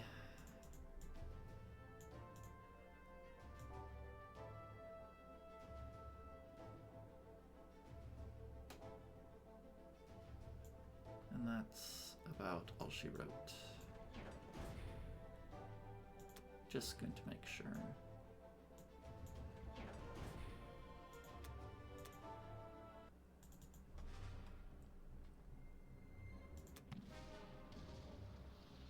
That was pretty poor. Oh! Well, isn't that the story of this game today? Poor rolls all day, every day. What can you do about it?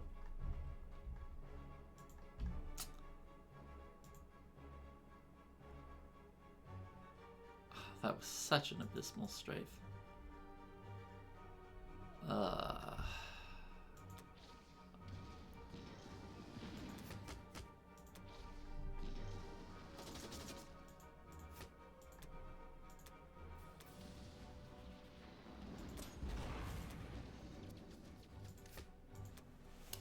Well, that went about the way the numbers said it should have. I shouldn't. What, man? I'm in an abuse victim here against Matz's dice. I feel like average dice. I'm like, oh, I got average dice. That's so wonderful. I was originally gonna send this into Caucasus, but I think I actually have to send it to Corellia now.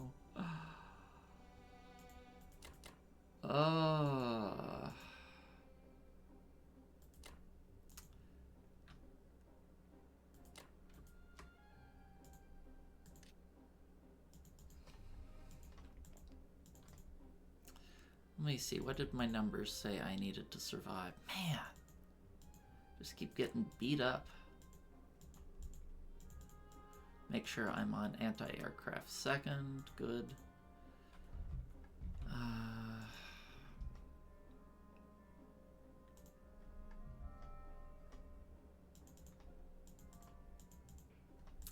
I was gonna move an additional infantry here to help defend, but I don't know if I can afford that anymore.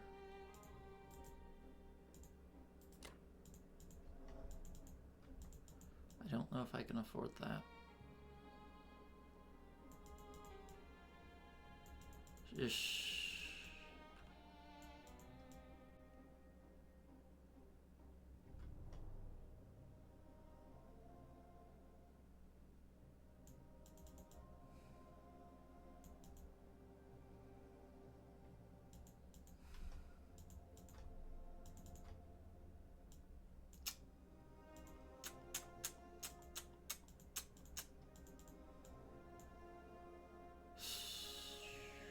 Does he have odds on Corellia is the question I have to add. I didn't expect to lose 4 infantry in that strafe. I expected to lose 2 infantry, not 4. So you can hit with 8, 9, 10, 11. And 11 and 2 bombards, and I'm gonna have 5.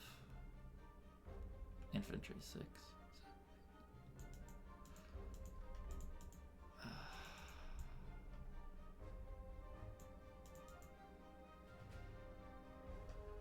And he'd definitely go for that. That's such a juicy target. Okay, I'm gonna run some numbers real quick. Okay, I finished running the numbers. I have to abandon Caucasus. It was kind of my lifeline. But I just don't have a choice. The numbers, if I move tanks up there, he has a 30 IPC positive attack. This is a 0 IPC positive attack, which of course he's gonna go for. He has no other target. What's he gonna dink around in Italy and Northwestern, or is he gonna take this big juicy sausage? Of course he's gonna go for this. I can't lose Corellia right now, so I'm just going to move everything out, and maybe not everything. Maybe I'll leave 1 infantry there, and we'll go from there.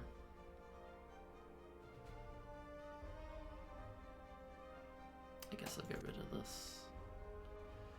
I had such a good plan, or what I thought was a good plan, but Maybe I'll send 2 here.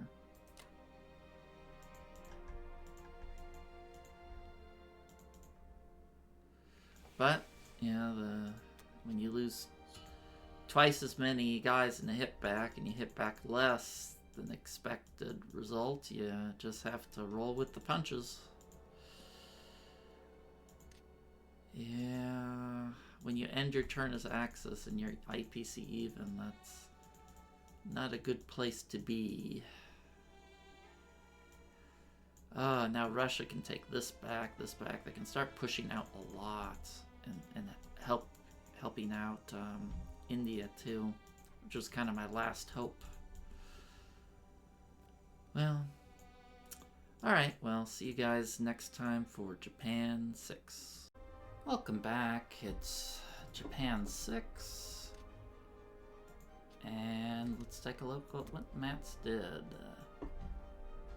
10 land units, 1 fighter. Oh, thank goodness. We need some luck there. The bomber dying on Berlin. And pretty average everywhere else. So, what I was thinking here is I need to take out India, and I need to do it fast. And it's going to be tough because he's got a lot of crap. So if he goes 1, 2, that's kind of my India timing closing itself. So I'm going to buy 8 land units, a transport, and a fighter. So let's take the freebies.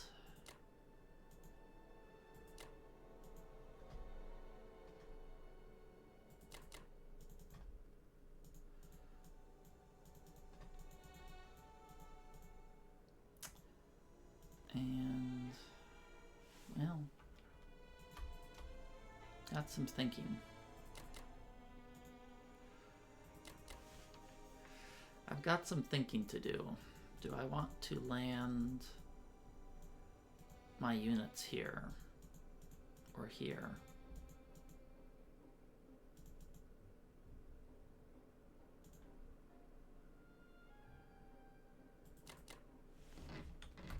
I'm thinking that I do want to land the units there.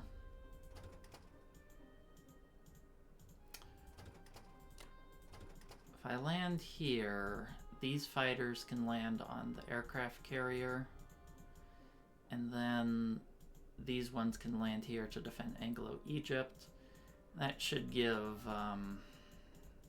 Germany a nice influx of units.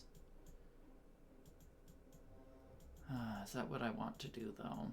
Is that better than adding 2 extra infantry? I guess technically I'd be offloading here, so it wouldn't be helping India pressure.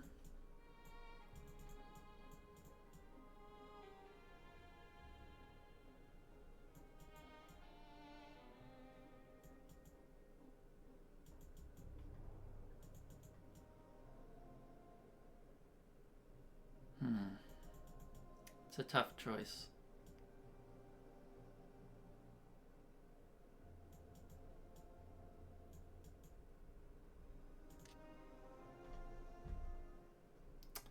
My build does allow it, because I think this is the better move, because sending this guy, I'll just offload to Buryatia, and this way I'll be able to manage my logistics. Well, the logistics won't be more efficient this way, but the unit placement will. So I think that's what I'm going to go with.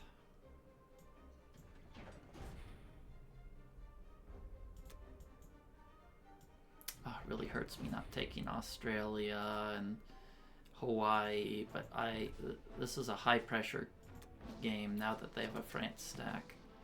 Oh, come on. Seriously? I forgot that this was the game of cursed dice. That's a 0.5% chance of happening. 0.5%. 1 out of 200.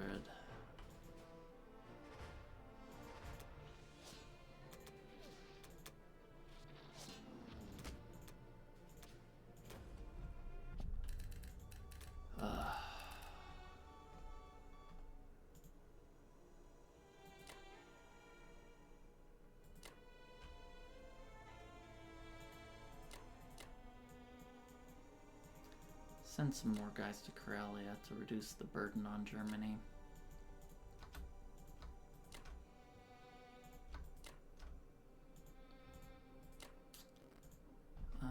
Do I send this guy?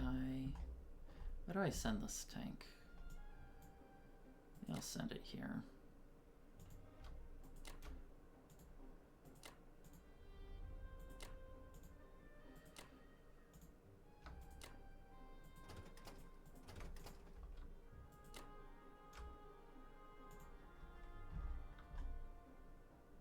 I think I will send back. Let's continue chasing this sub out.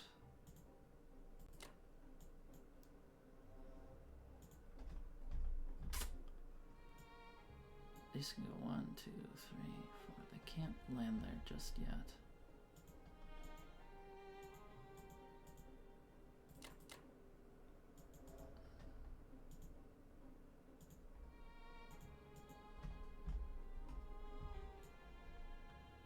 I'm a little tempted to put the bomber here. And the reason for that is, let's see, 1, 2, 3. Well, maybe I don't, because then the UK could land there.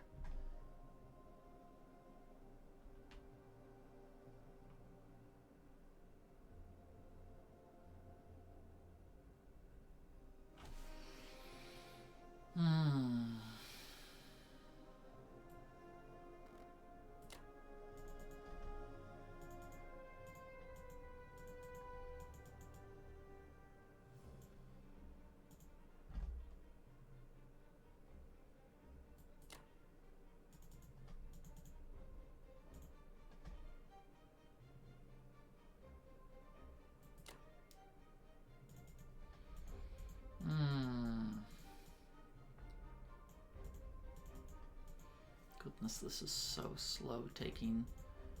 Oh, I'm just so far behind where I'd like to be.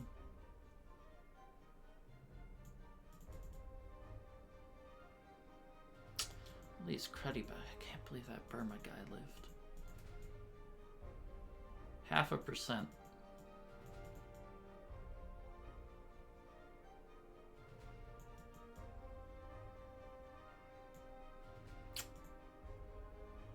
I guess I could have technically added this fighter.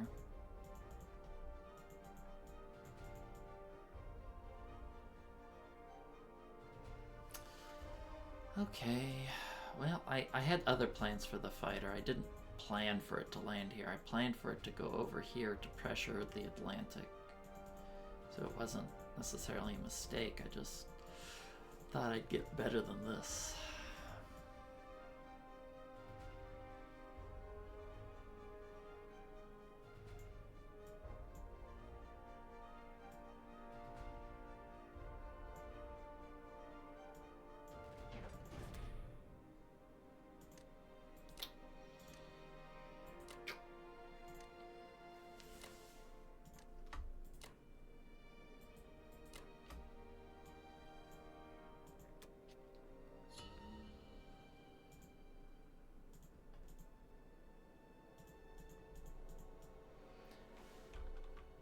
Okay, well, nah, it's not good. It's not looking good.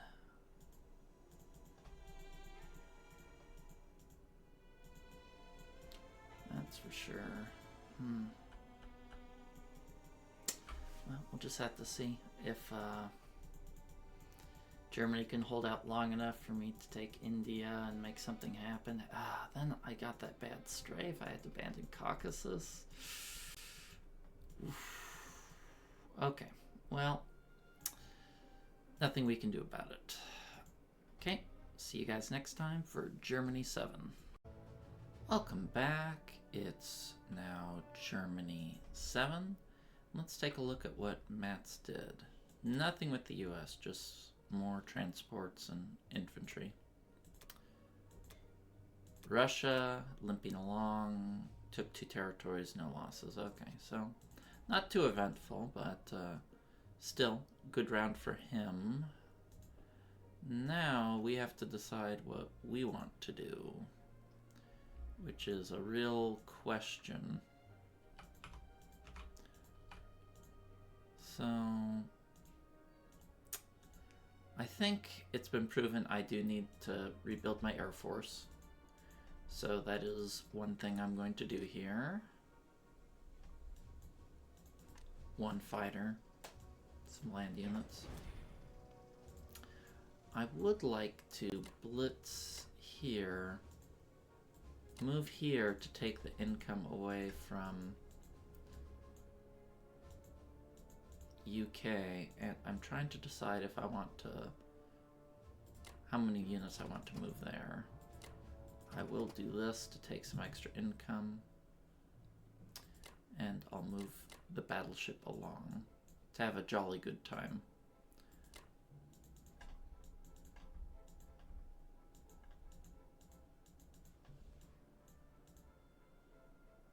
Should I take both of them is the question.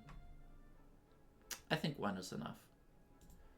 Okay, we want to take Italy because we certainly don't want them producing out of there, and then taking these areas. I think I will do a strafe here. It's a pretty pretty high capture chance strafe. If it fails, I guess I'll just, or if I one round them, I'll just move everything in there.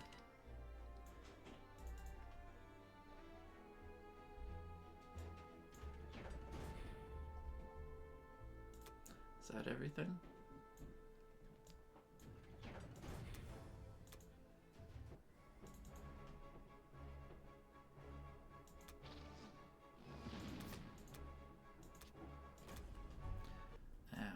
You kind of can see the damage that the German battleship left to live.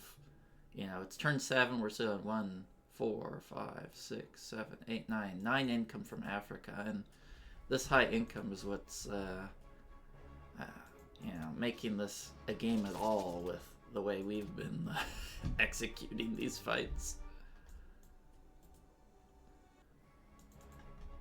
2 hits for us, none for them. Couldn't ask for a better round.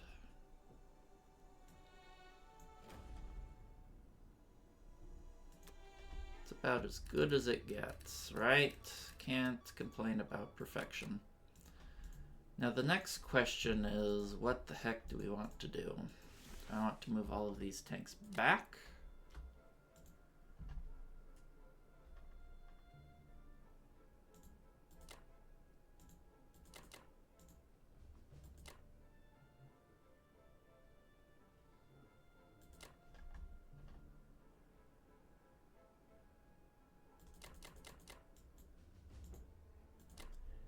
What do I want to do with this bloke?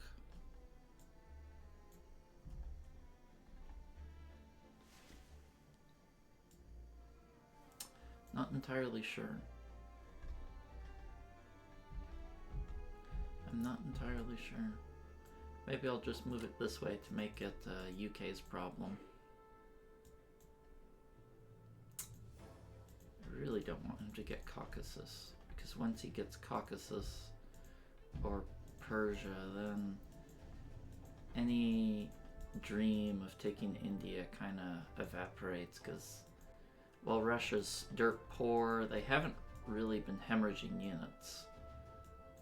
And he just took units this turn, no losses, didn't do attack the previous turn, no losses that turn, 1 loss there, no purchase there, 2, yeah.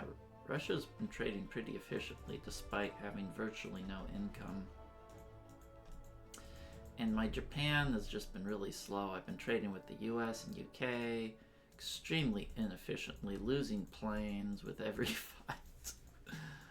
And it's making things difficult. This should be enough to hold off the UK, right? They can hit with 8 units, 2 planes, 3 planes. I'll run the numbers just in case real quick here, just to make sure that we actually are safe.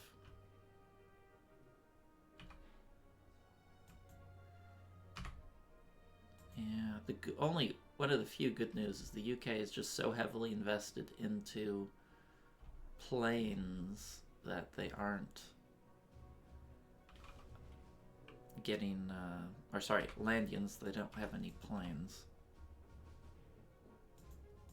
Do we have anti-aircraft second? We do. Okay. Ran the numbers. It's a pretty negative fight for him. Doubt he's going to take it. Do I keep these units here to threaten a Caucasus retake?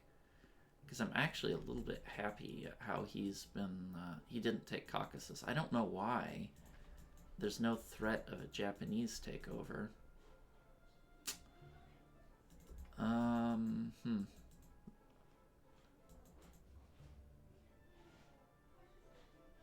But I guess not having planes just makes him a little bit more risk averse. Okay, well, we're making something of it, the game. Maybe I should just keep these here. I'm not sure.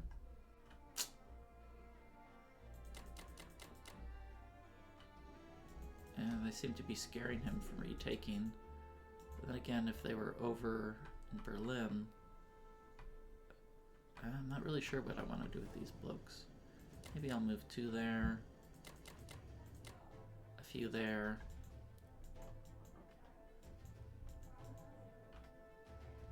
And maybe I'll move these tanks here. And the reason for that is I can threaten Ukraine, Caucasus rather, if he wants to stack it. I can threaten France and Northwestern. Yeah, that looks pretty good. He shouldn't have any odds on me, right? Yeah, he don't. Well, he can hit me with quite a bit, but I should be safe. I don't think I'm going to calculate it. He hasn't been reinforcing with the US here. He's been putting it hither and dither.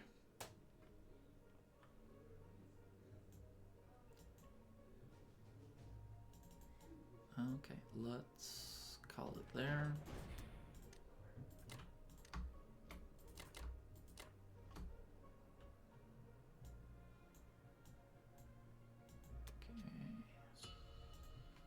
Yeah, despite not having France, we're getting 44 IPC a turn. Let's look at the overall income. We're getting 88. They're getting 83, 93, 95. Okay, so we're still quite behind. I haven't taken these islands, and I probably won't. I probably won't be taking these because feeling a little rushed. Maybe I should spare one guy to do the island circuit, since it seems like the India timing is more than likely not going to be a thing. We'll just have to see. Okay, well, see you guys next time for Japan 7. Welcome back. It's Japan 7. Let's take a look at what Mats did. And it's another full land buy. Took Persia, took Italy. Nothing really to speak of here. So I was looking at this board and I was thinking, how the heck do I come back in this game? Because I'm definitely behind.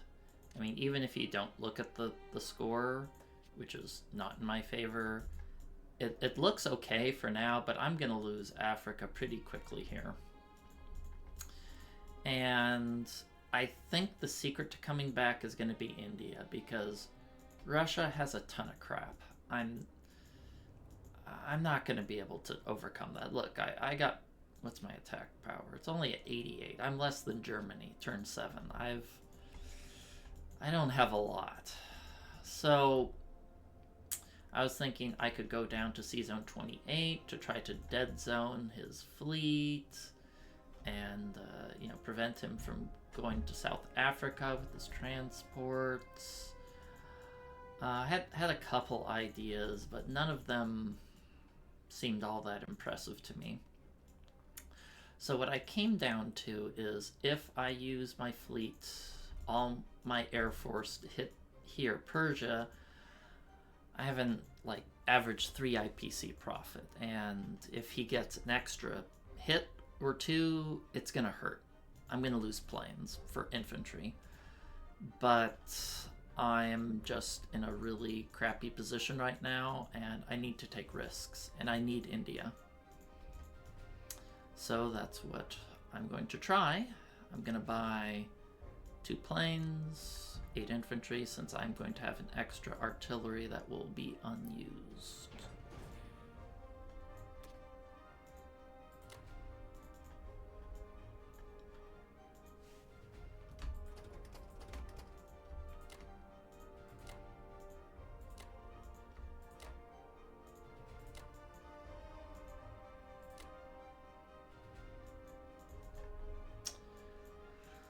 Also considering whether or not I should land in America here just to distract him. But I think I need to stay focused, and focus requires me to take down India ASAP.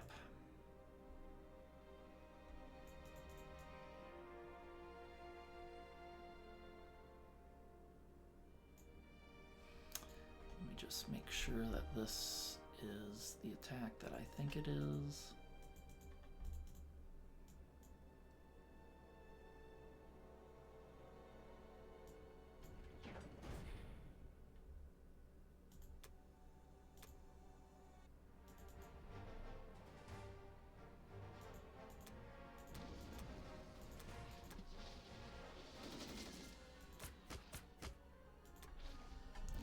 Ooh, that's nice. I think I'm gonna go another round.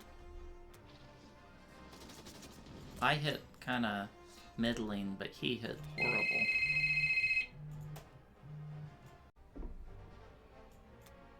Well, I can't complain about that result. 25 IPC for 3. We need a lot more of that. So let's start out with putting this guy here, and I really like this position here because I can land anywhere here. I can go after Australia, I can go after New Zealand. I can kind of pick my destination. So then, where do I want to put these blokes?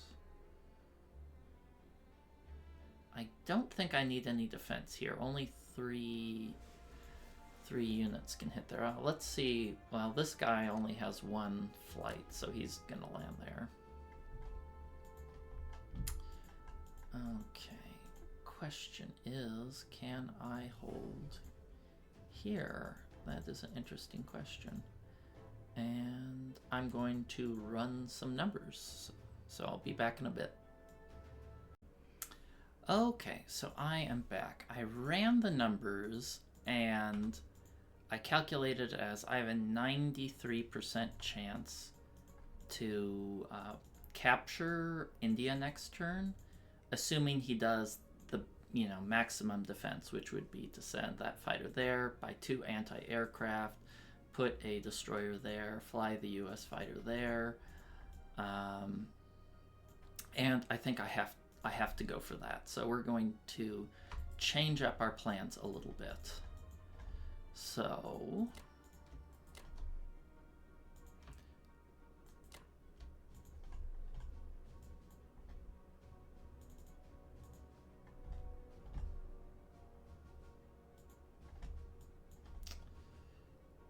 let's see. So for this, I'm going to take 1 infantry, take it there, and I'm going to unload it here. We're going to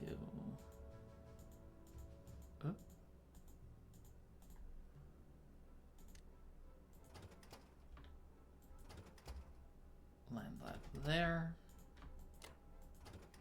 These blokes do that, and that way we have this in range of India next turn. I guess I'll take one of the 2 range fighters, drop it there. Now, what I want to avoid is I want to avoid Russia plopping down to Persia, because that's kind of the thing that will make this a lot less attractive. So let's first spread these guys out.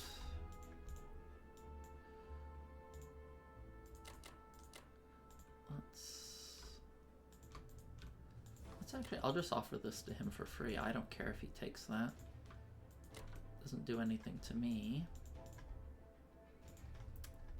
Let's move a fighter there. Move the battleship there. Should I move the fighter here? Let's see, if he hits here with 2 fighters, that's... I don't think he would take that. Well, he might take that fight. It's not the worst fight in the world. No real point in putting the aircraft carrier fighters here, because they can't really hit anything. So maybe we'll put... say 2 fighters there.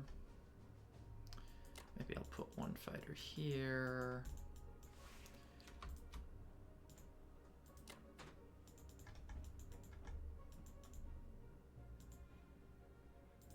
Let's see, does he have odds on this particular area? Let's see what he has. He can hit it with 1 tank, 12 infantry, 2 artillery, and I'm going to have 8 infantry and 2 fighters. What are his odds? Ooh, his odds are actually pretty good.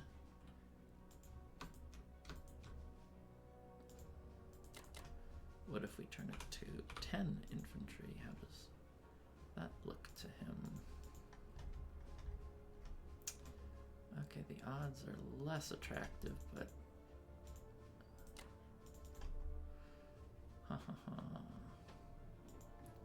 maybe we'll only have, because I'd rather have 2 infantry there. Let's see, now it's 9 infantry, 4 fighters and a bomber. What do the odds look like now? Now the odds look horrible for him, to where I don't think he'll attack that, and hopefully he'll feel enough pressure to defend.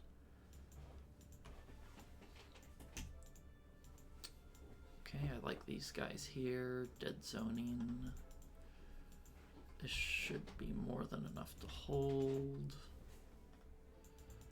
against a strafe. Let's see, yeah, that's 11 units and he has 12 units, but most of those are infantry that kind of have a piddly defense value. And if he wants to take that strafe, it'll only make the capture easier for me, so I'm okay with that.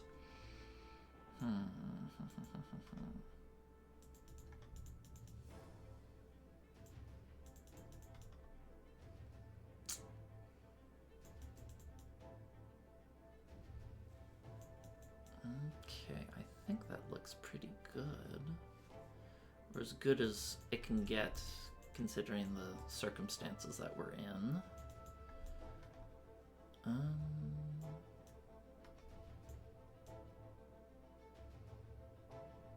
Hey, listen! Yeah, I think that's good. I hope we can get India and turn this into a game.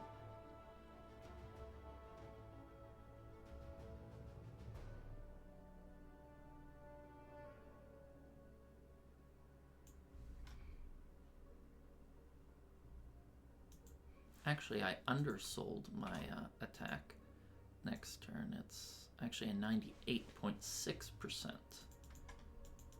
attack, I believe, when I include this transport here.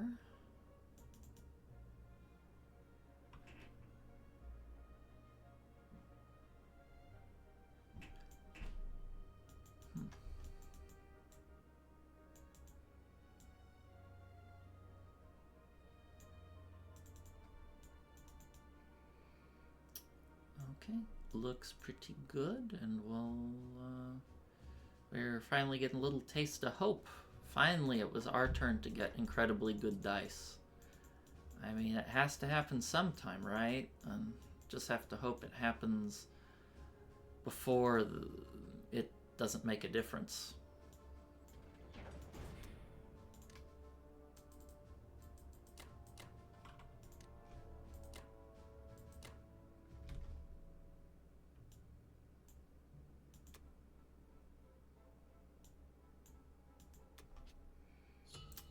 Okay, let's see. Okay, we're a little ahead, but being ahead 3 attack power before Russia and the US, the biggest swing, doesn't really mean much, especially when they have a France stack. Yeah. Okay, well, see you guys next time for Germany 8. Welcome back, it's Germany 8, and let's take a look at what Mats has done. Took Libya, that's to be expected. Purchased another bomber. Man, he loves his bombers. Or does he? Yeah, maybe. Oh, that's right. I was just so used to him bombing me at the start of the game. Okay, for infantry. Ah, finally got a hit back. Yeah, Russia's starting to gain back some of their income. This giant moving stack. I almost looked into it at first to say, hey, can I, blitz in here with Germany and then use all my planes to take Moscow? And the odds weren't good. So I dropped that idea. Okay, so for the purchase, land units, fighter, repair, the most I can afford. So let's take Italy. Let's try for that. And I saw this here. It looked like an attractive opportunity for us.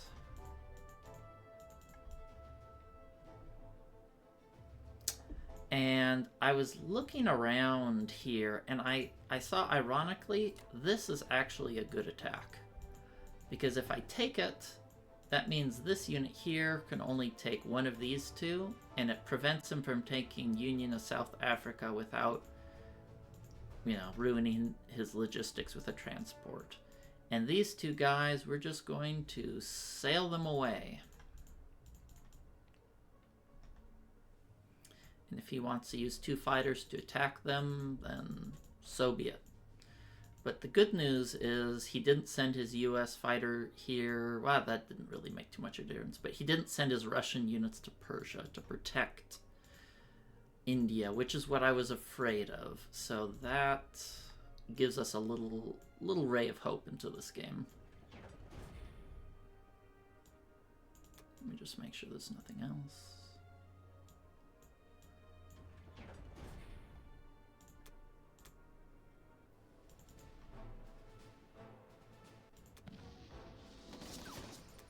Nice.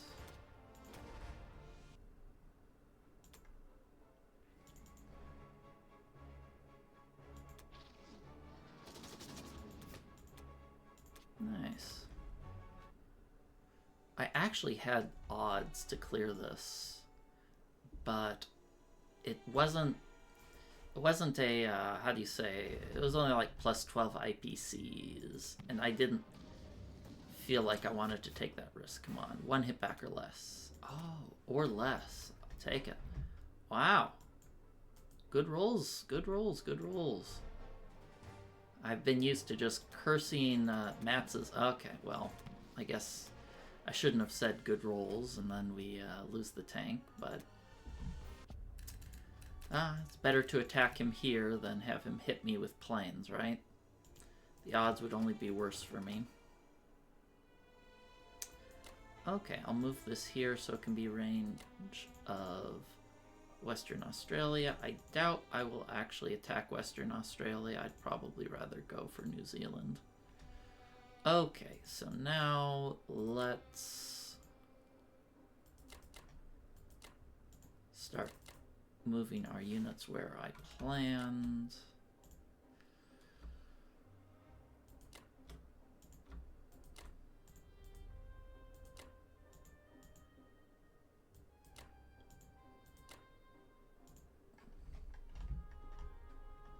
I think I'll keep that cruiser. How many times have you seen that German cruiser survive to this point in the game? Not often. This should be ultra safe, right? Yeah, that's ultra safe. 12 plus I'm building 2, that's going to be 14. He gave me with 8, 9, 10, 11, yeah, 14 versus 11. Yeah, he probably isn't going to take a silly attack like that. Where do I want this guy? If I go here, he's going to just retreat into this zone.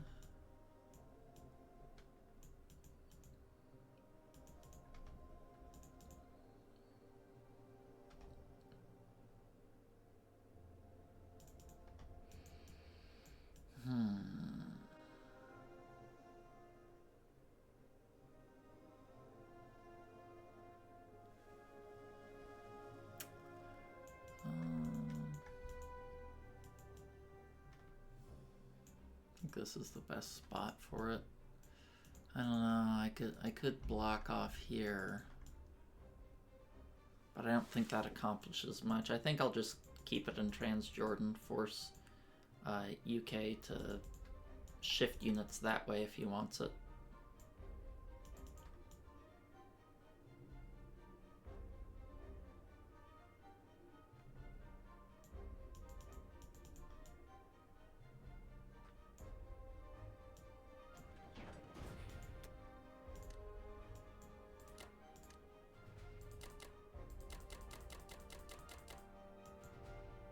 Okay, well,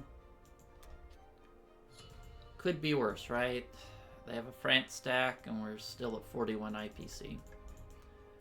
Next turn, it's gonna drop. But this turn we have it, so... Interesting game. Very close, very close. I think we're still a bit behind due to this France stack. But once we take India, I think we'll start to have a chance to fight back into this game, especially since Russia doesn't have any fighters. Their ability to trade is just not super efficient. You can tell he's just utilized stack shifting, where he just moves his giant stack of units one spot, which is, I believe, the smart way to do it, considering Japan has minimal pressure on him. Okay, well that's it, and I'll see you guys next time for Japan 8. Welcome back. It is now Japan 8, and let's take a look at what Mats has done. So, just 8 units here. Looks like he's saving up some of his money. Hit Northwestern, hit Persia, took out Italy. Now this surprised me, because no matter how I look at it, unless he moves everything to Italy, I'm going to have a nasty strafe on one of these 2 spots. So that might be an opportunity for me. Let us see. And he abandoned Persia, which is to be expected. So I was sitting here thinking, I'm like, what's the best way forward? And my first thought was standard, you know, grab Eastern Australia, you know, take India, start positioning to take the islands, keep the pressure up on Russia. But when I looked at it, I thought, you know, this is going to be really annoying, all of these units here. You know, it's going to plug me up here for a long time. He's going to be able to trade pip, pip, pip with Germany, with his planes. So I thought, how about I just nail this once again with a bunch of planes to reduce the amount of units that UK can trade with Germany. And it's going to be negative 2.5 IPCs, But I think it's worth it, even though it's a IPC negative trade. So I'm going to buy a bomber, 9 land units, and I'm going to go.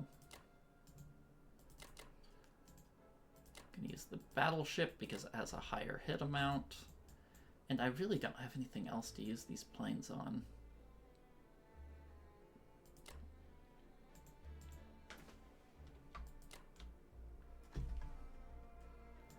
And we'll take this guy here, that guy there. And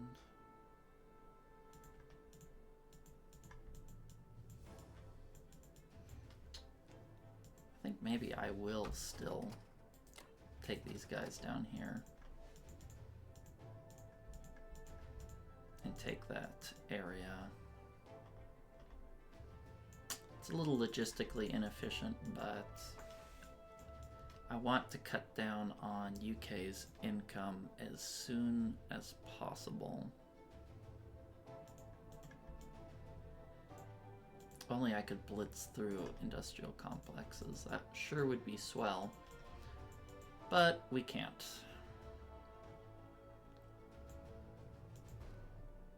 I'm like, what can I hit with this? And it's just India. Okay, I think that's it for combat.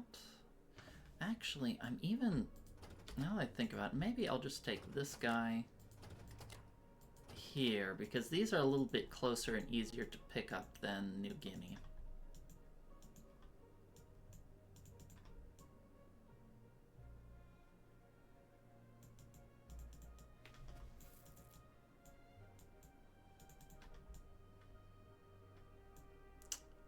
Okay, I think that's it. And if this goes bad, it can go real bad. But I should just lose a fighter and 2 land units with an average roll.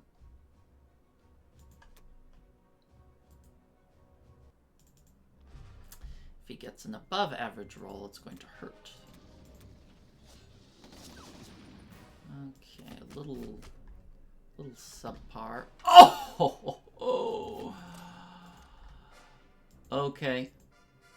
Well, I got a little below average, he got above average, which means pain.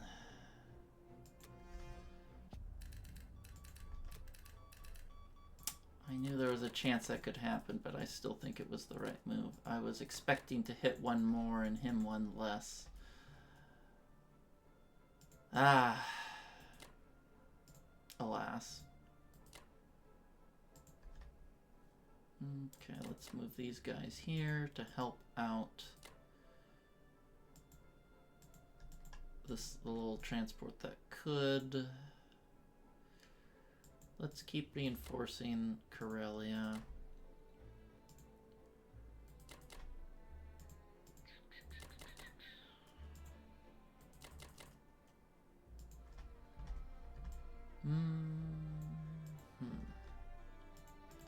I have a transport here.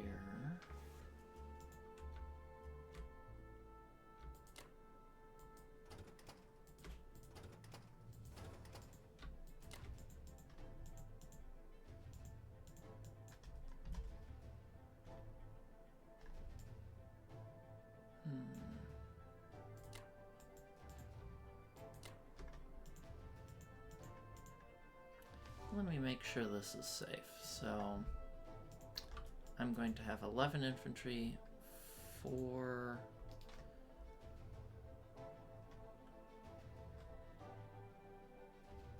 Actually, when I looked at the numbers, I was supposed to get 2 extra hits. I was supposed to, on average, kill 6. Instead, I killed 4. Oh well. So let's see. 11 infantry, 4 fighters against 17 infantry, 1 artillery, 2 tanks. Okay, bad attack for him.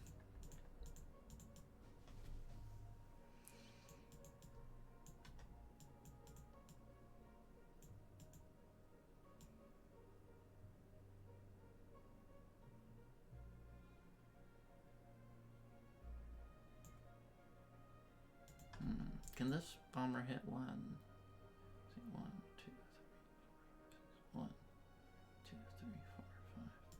Okay, can't hit that guy, which is good.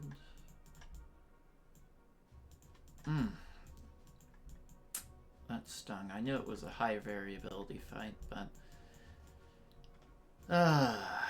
alas, it still sort of accomplished our goal.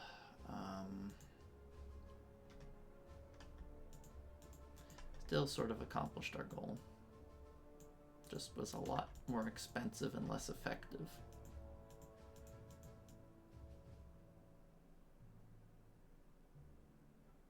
than expected. Okay.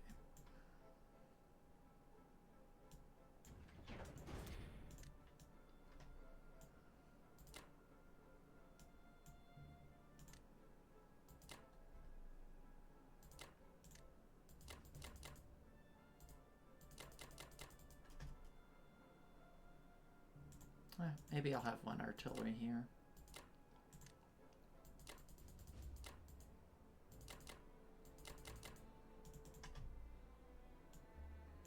And we'll have more production slots next turn with India.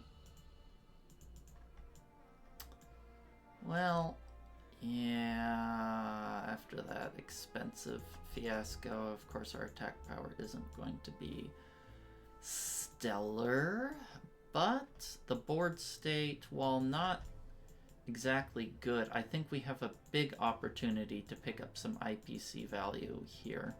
Depending on how he plays it, we should have a really nice strafe. We can even pull these tanks back, can either... Wait, what is he doing here? Is he planning to move everything there to Norway? Because if he doesn't, I can smash that. Yeah, that's 11 tanks, 10 land units, 5 planes. This is a strange move by him. Yeah, I guess we'll have to see what he's trying to do. Yeah, okay. Well, despite that bad attack, I think our board state is improving. Okay, well, see you guys next time for Germany 9. Welcome back, it's Germany 9, and let's take a look at what Mats did. Took the freebies. Man, he keeps buying bombers. Got lucky in West Russia. Goose egg in Ukraine. Nothing in Vologda. Got one in Kazakh. Okay, nothing too memorable. So I'm just gonna buy an additional plane, a bunch of land units. So I was looking at the state of the board, and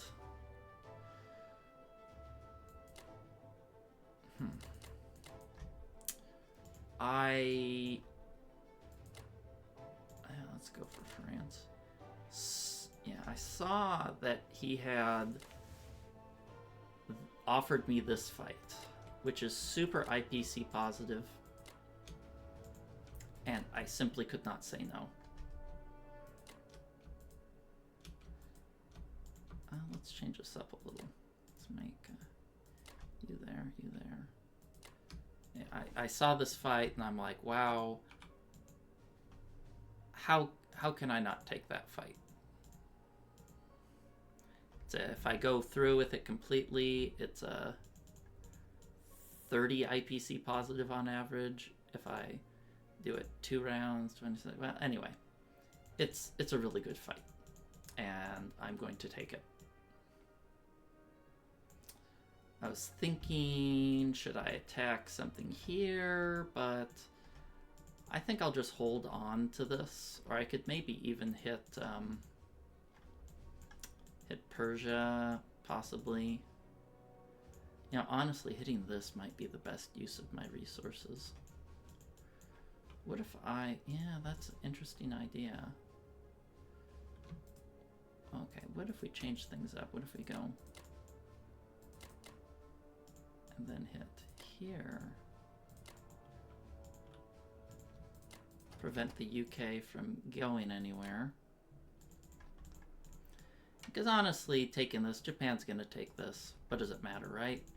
So if we get something good done, like prevent him from trading with those units with planes, that might be a more effective use of our money.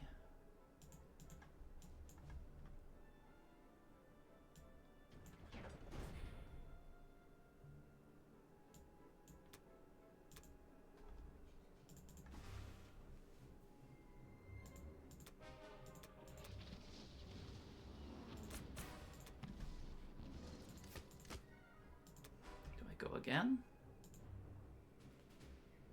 Do I go again? I think the answer is no. I don't want to risk my bomber.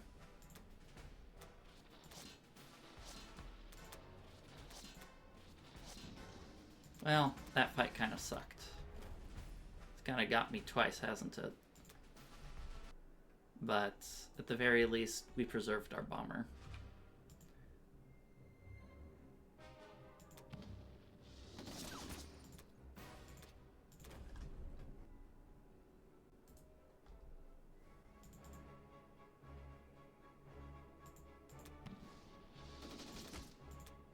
A 6 IPCs and the infantry.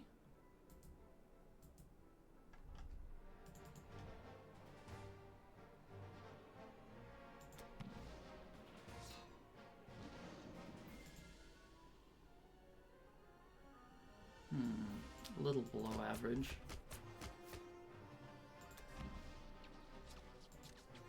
Well, you got a pretty poor result too. I'll go again. Well,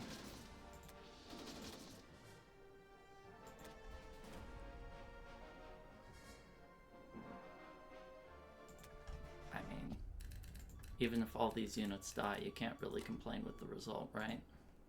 Let's make sure anti-aircraft is protected.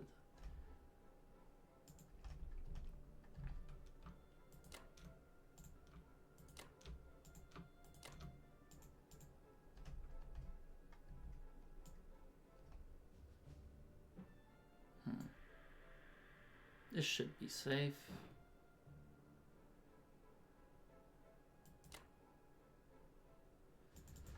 So, the next question is, well, first of all, can he reach that with any fighters? He can with the US, so I'm just going to give him that for free. Can we protect Corellia? Next question. He can hit with, what can he hit? If he goes all in on Corellia, he can hit with 7 infantry, 1 artillery, 2 fighters, 2 cruisers. US has nothing in range, and I'll have 9 infantry, 4 planes. Okay, yeah, it's not a good fight for him.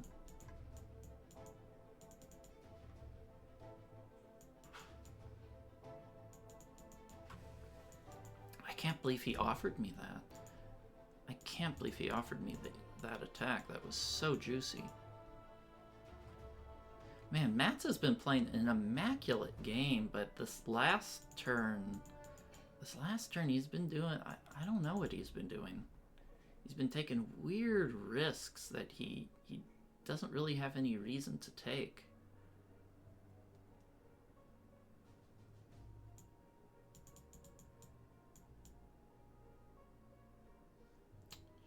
Yeah, okay. Well, other than that fight going bad, this is my Alamo there. I think we're starting to look to be in a strong position. Yeah, still got 39 IPCs. I mean, Norway round 9. How often do you see that? But I think it was the right decision. He's been offering me these juicy attacks, and I can't really say no. Yeah, I don't think he can take that with the US, and I think a two-way punch would be highly IPC negative for him. Can I go 1, 2? These guys can go 1, 2, 3. No, I can't quite reach. But even if he wipes all of this out, it's still paid for itself. I got, like, how much did I get last that attack? I think I got a lot. I got like 89 IPCs out of that. Well, we'll take it. Let's look at the scoreboard now. Okay. Wow, even after that great attack, it's still even. Huh. Strange game. Well, I guess I've been getting... These guys have decimated me. Okay, well, I'll see you guys next time for Japan 9. Welcome back. It's Japan 9. Let's take a look at what Mats has done. Tried to take out the AA on Norway. Not today, my friend. If you want to take it, you're going to have to pay a bigger price.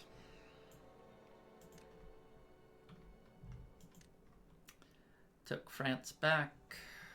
That should be a nice strafe somewhere. You can't defend all 3 of these. West Russia lost the tank, that's pretty nice. Failed Australia, that's good. Okay, so all around pretty good turn for us. So now I'm gonna start building up my bombers, and the rest is infantry. Okay, let's do the easy moves first. Hit there, hit there.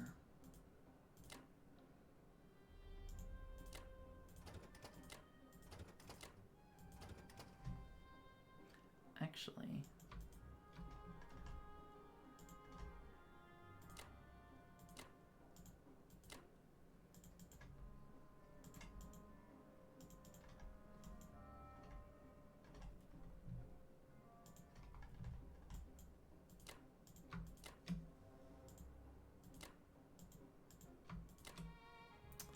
I ran the numbers and I saw this move that he offered me, and it looked pretty juicy.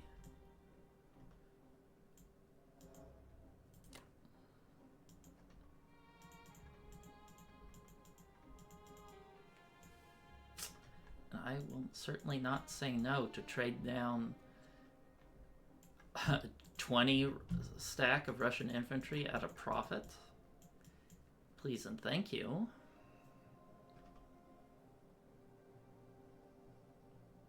This is a little greedy, but I think it's reasonable. I'm also tempted. It's maybe not this turn, but maybe next turn I'll start landing in Alaska. He's got a bomber there.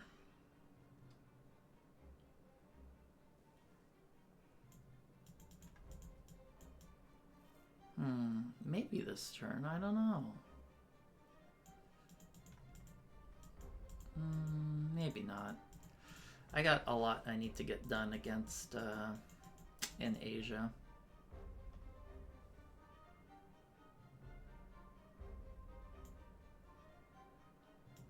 I think that's about it.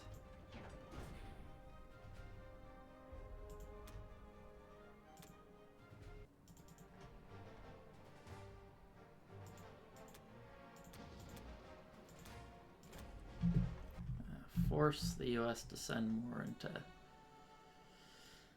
Africa, though it looks like he has plenty for now, but he'll have to replenish sometime.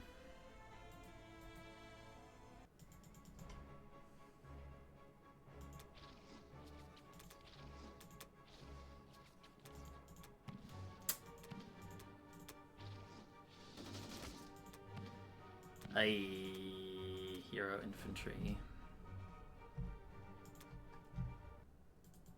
Tell me this guy's a hero too.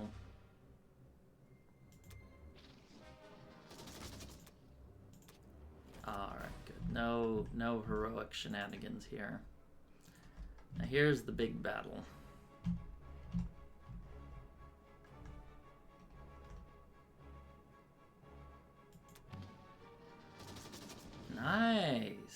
Good hits. Oof. How many was he supposed to get there? 20? 20 divided by 3. He's supposed to get between 6 and 7. Well, that's how it goes sometimes, right?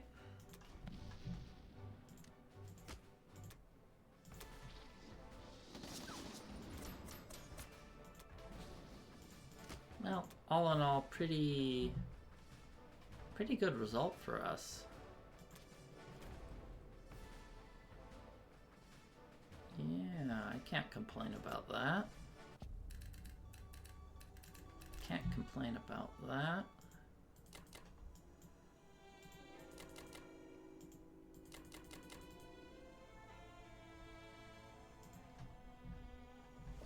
Now, where do I want these? I know I want 2 of them here for mobility.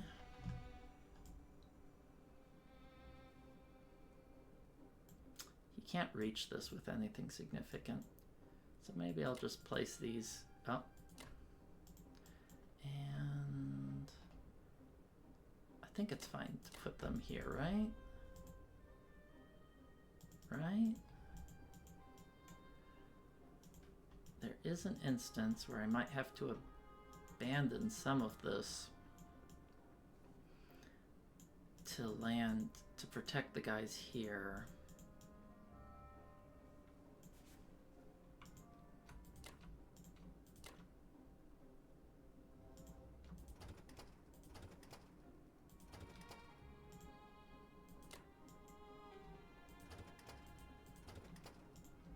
And I do want to unload 2 guys here because I am planning on hitting Alaska soon, asterisk. We'll just send the sub around. Making its way downtown. I only have 1 transport here, so adding the cruiser doesn't really give me any added bombardment benefit. He doesn't really have many planes there, so I won't send them that way for now. The real choice is if this is where I want to be with the fighters. It really depends on what he does with the US. I really shouldn't need any help, right?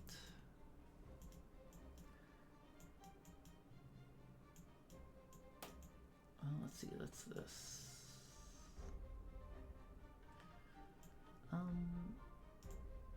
Heck, maybe I'll move these guys here just to prevent a free take. This shouldn't be good odds for him.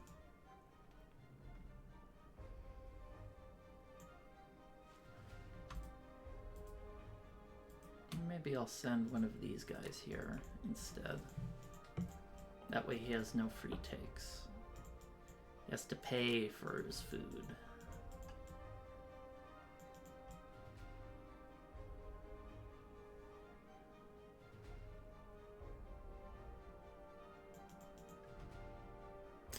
Let's change our defense profile to carrier last in case he decides to bomb my aircraft carrier and get really lucky.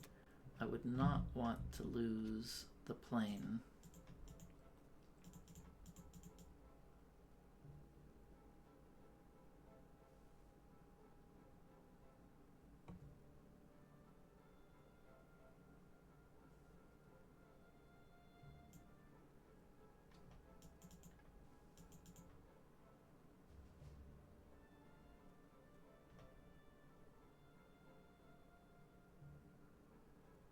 I think that's as good as it gets.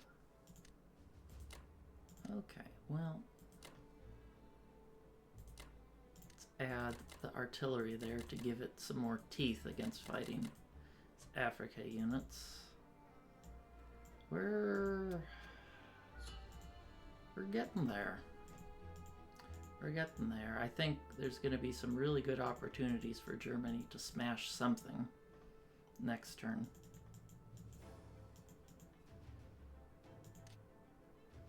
Yeah, we're starting to pull ahead in attack power, and we're getting Not quite 90 IPCs. Oh man, UK's so rich still. Well, I guess it makes sense. He's got all of this. What does he care about this garbage? Alright, see you guys next time for Germany 10. Welcome back. It's Germany 10. And let's take a look what Mats has done. More infantry, extra transport. How many does he have now? 11? Wow. That's it's kind of tough to support that and buy anything else when you have this much, but yeah, he's going all in. Bombing raid. Got Egypt. Poor cruiser died. Didn't even get a funeral. Russia. Foreign purchase. We got a pretty good result here. 4 hitbacks. That's pretty good. Okay, so I was looking at this, and he's just giving me his strafe opportunities here are just too juicy. Like I calculated it. It's about a 2% to conquer, and a huge IPC profit if I strafe this. Hit it with all I can and pull back. I sometimes get scared with these things, though, is what if I get the 2% and he just takes Berlin? But you can't play like that. When he offers you a juicy steak, you have to eat it. You can't just say, oh no, I'm on a diet. You can't, against good players, you can't play like that. I have to go for it. And I will.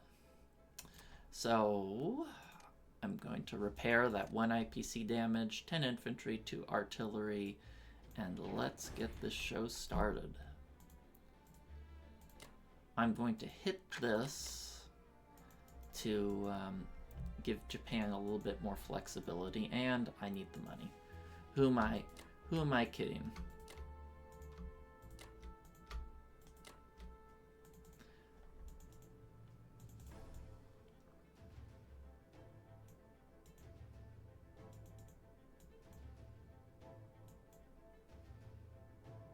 Sometimes get scared when I do these fights. Oh, what if I conquer? What if I get that 2.8%? I think that's it. Oh. Do the most important battle first.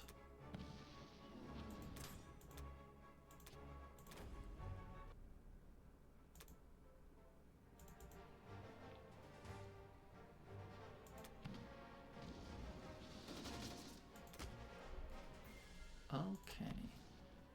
7 hits? Let's see. What did the calculator say? Well, he was supposed to get 6. And how many was I supposed to get? I was supposed to get 11. 7. I got exactly 11. Okay, so I got exactly average. He got above average by 1. Okay, well, still a profit. Right? 12 IPC profit.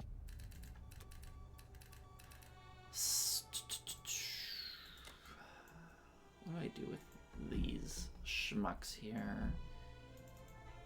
Do I just leave them here to reinforce the Japanese? I think that's reasonable. I think I'm probably going to end up hitting here with Japan. There's also a chance that I hit this spot here, go with 2 fighters, the bomber.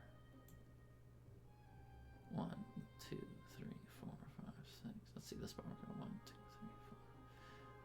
3, 4, 5, 6. The bomber would have to land there. But I think there's a good chance I'll do that fight. Okay, what do I do with these blokes?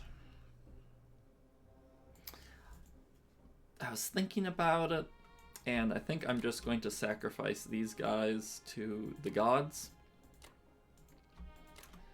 I don't want to defend it. He can hit this with 20 infantry and 3 planes. Let's see, 1, 2, 3, 4. Yeah, 3 planes, 20 infantry. And I was just thinking, I'm like, is that worth defending?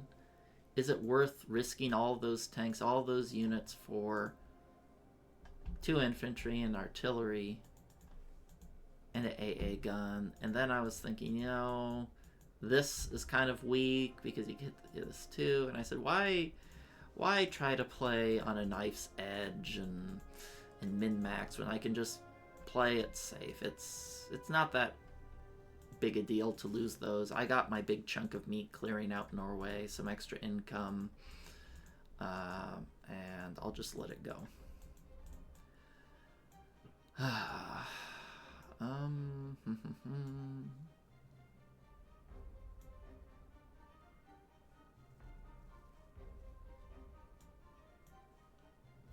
Next question is, what do I do with these handsome fellows?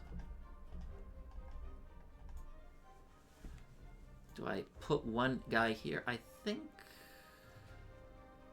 think I'd like him to stay stacked. You know, I don't want to...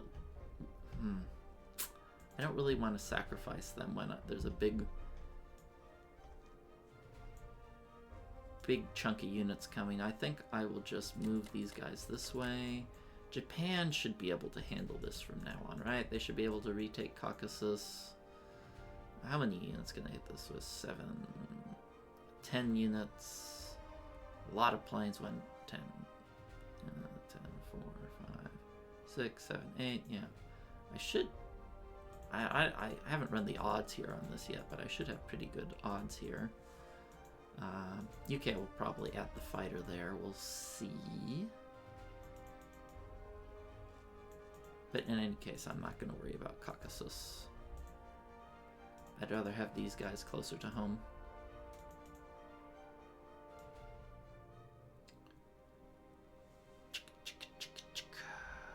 And I think that's about it for our turn. I'm feeling a lot better about the game after he's been offering me these really juicy strafe. 12 IPCs is not chump change, and he can't consolidate all of these. And I think there's a good chance that I'll just full commit to kill. It won't be a strafe, it'll just be a wipeout on these territories next turn. Yeah, you can't split up like that when I don't have the threat of death over me. He still doesn't have odds on Berlin, and giving me a nice trade like that will only slow it down, and there'll probably be 11 tanks here next turn. So yeah, let's look at the scoreboard. We're ahead a little bit, but United Kingdom's a little bit of a monster with that 46 IPCs, but yeah, it'll probably take a while for us to break into Africa fully. I'm going to try picking him apart, you know, hitting in South Africa, hitting Egypt, because I don't want to allow him to just clump and gatekeep me. But I may not do that. I may just decide to go all in on Russia, because Russia's looking a little skinny. Well, they're actually still looking pretty good, but Japan's becoming a monster. Yeah, 45 IPCs, so I'm feeling pretty good about this game. It's rare that they get a France stack, and I'm like, oh, I actually feel good.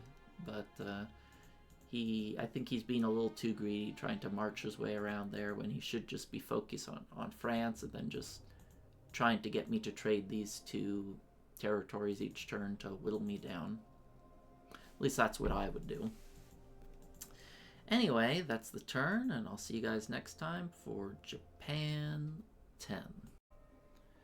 Welcome back. It's Japan 10. Let's take a look at what Mats has done. Took Finland.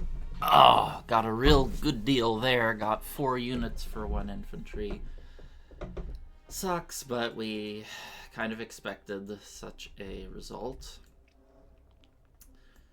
So,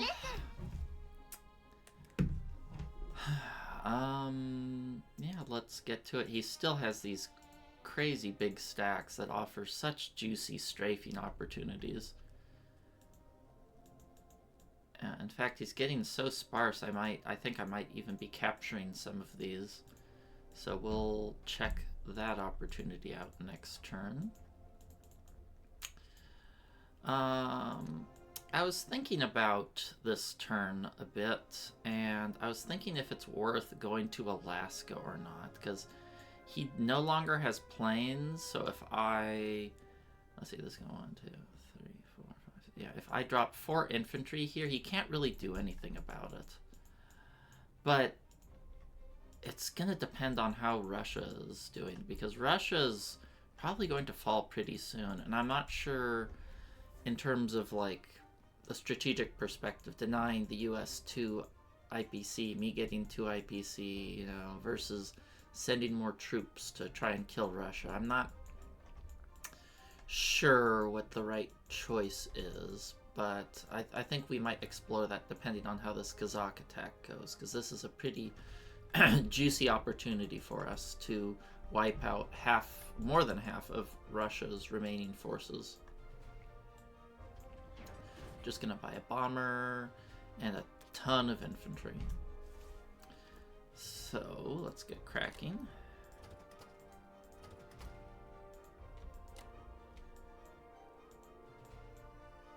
Still don't want to do that fight.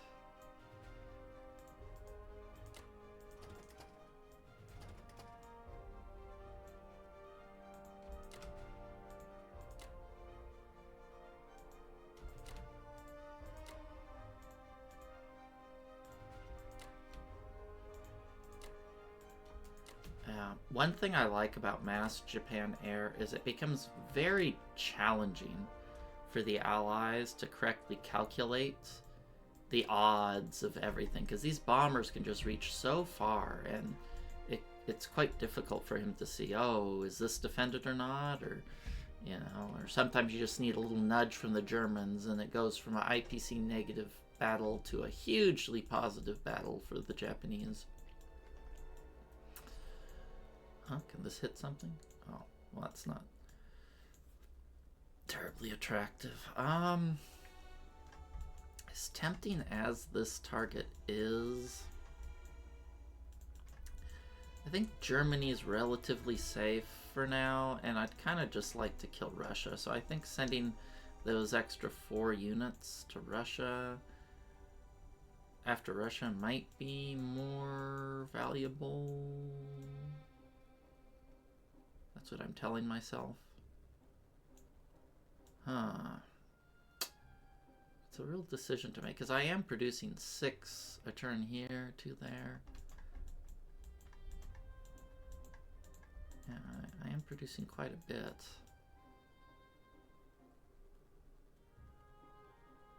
And it will help Germany somewhat.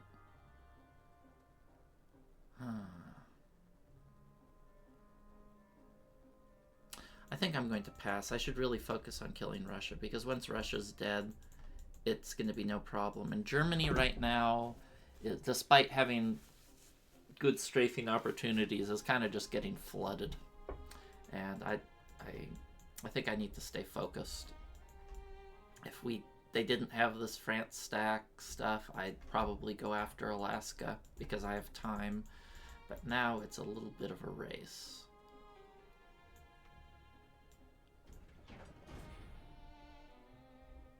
Unlikely. Well,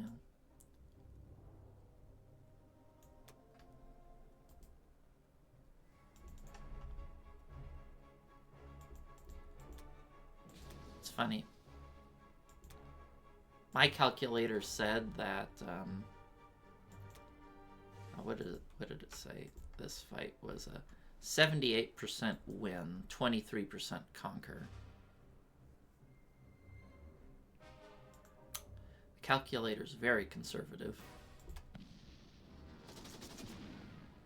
Well, that was pretty much exactly the average rolls I should have gotten. Oh! Oh!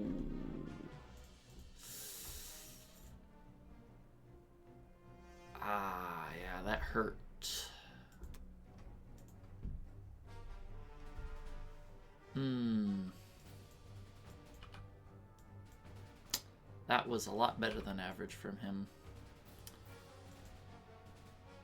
Should I go one more round? I think I want to go one more round. It's IPC negative if I go one more round.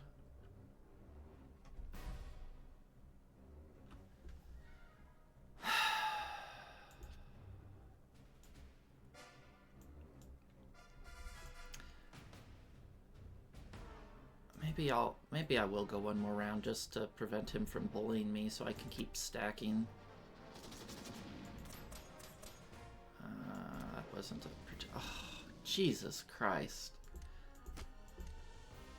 Jesus Christ, he was supposed to get... Wow, that was a disaster.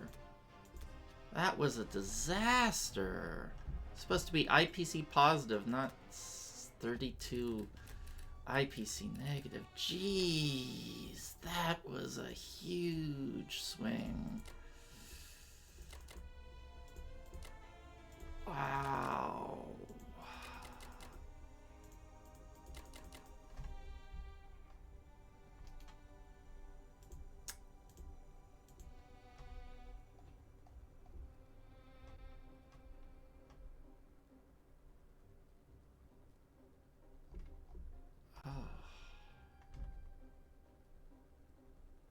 Yeah, that was a bottom 4% roll.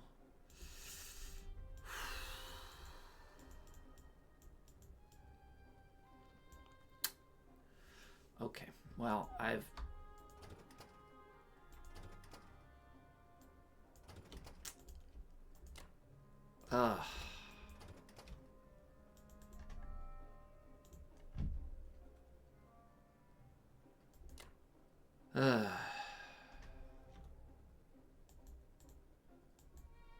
Well, that seems to be the flavor of this game, huh?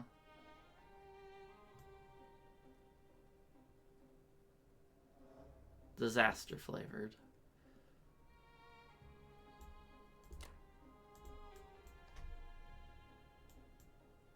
Let's see, I guess I can get this. Here, is this in danger? You can get 1, 2, 3, 4. I have 3.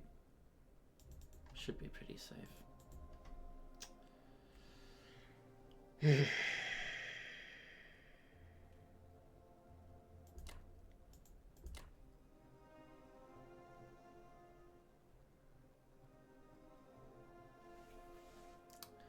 know, maybe I'm better off putting all of these in one spot, because we're a little bit thin on defense.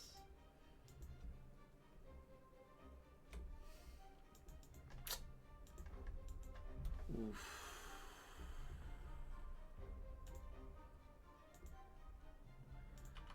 Is that safe?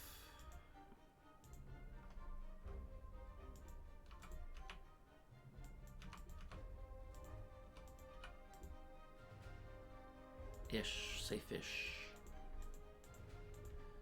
Darn. Darn, darn, darn.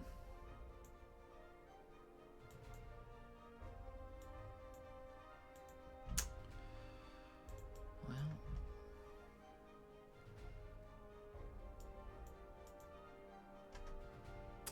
Let's make the best of it, I suppose.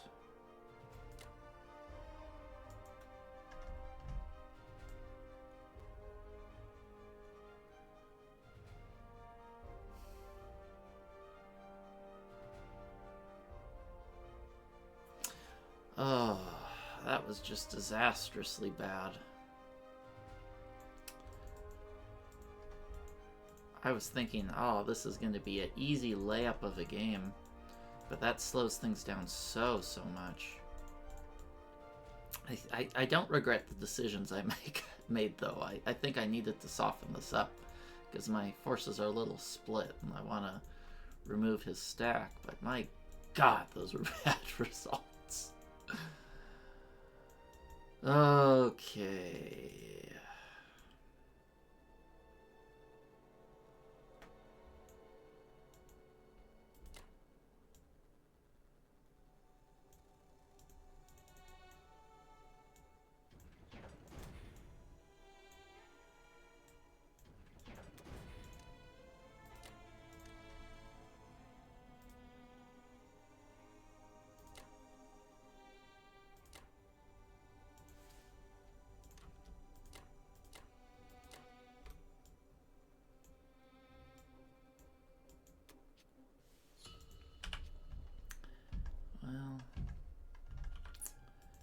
ate into a lot of our lead. Oof, 30 IPCs down. Well, is what it is. I think we still have a good chance of climbing back. If he just stacked France here like a good boy, I think we'd probably be cooked. But the fact that he keeps giving me these really attractive looking strafe opportunities, and I honestly don't know why. I think we can be in good shape. Okay, that's it for Japan 10, and I'll see you guys next time for Germany 11. Welcome back, it's Germany 11, and after the emotional damage that we suffered, more than emotional damage last turn, from that crazy bad Kazakh attack that was supposed to be IPC positive, we're here. So let's take a look at what he did. Took Egypt, no losses. Bombing raid, no losses. Russia took Caucasus, no losses. Well, more of the usual, right? Okay. So I'm thinking I'm just going to... yeah, maybe I'll...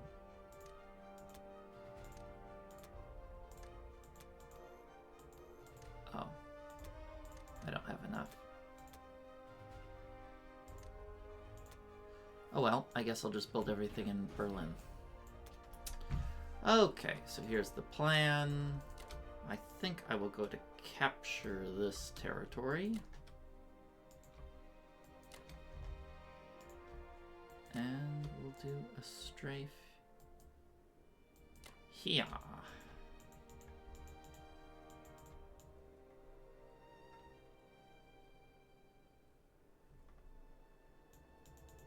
Should... oh, yes. And we're gonna do another attack retreat there.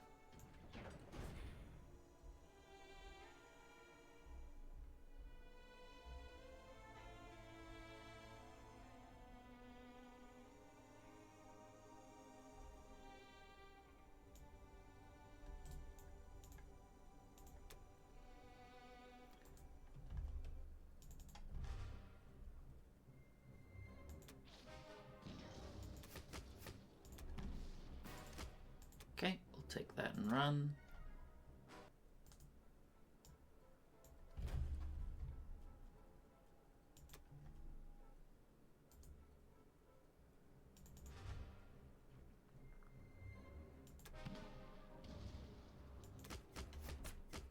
That was a pretty poor result. Well, still a profit, right?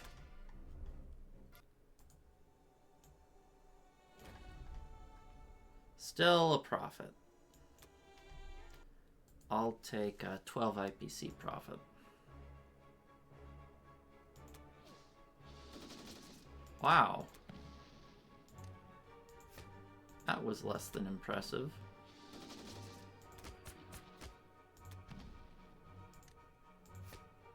I think I still go for this.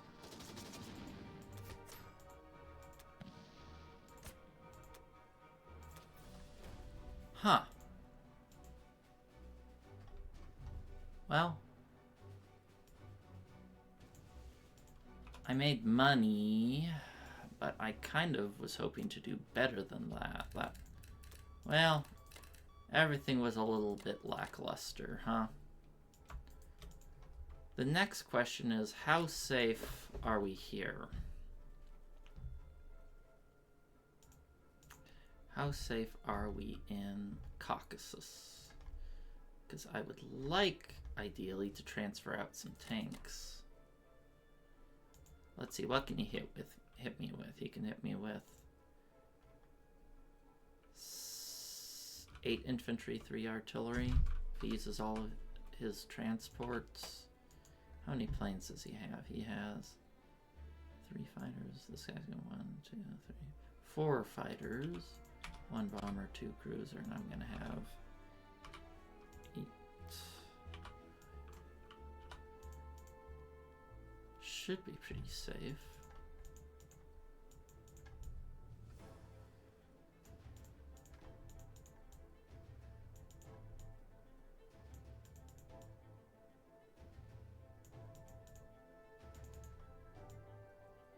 Berlin should be safe too. I don't think I even need to run the numbers on that.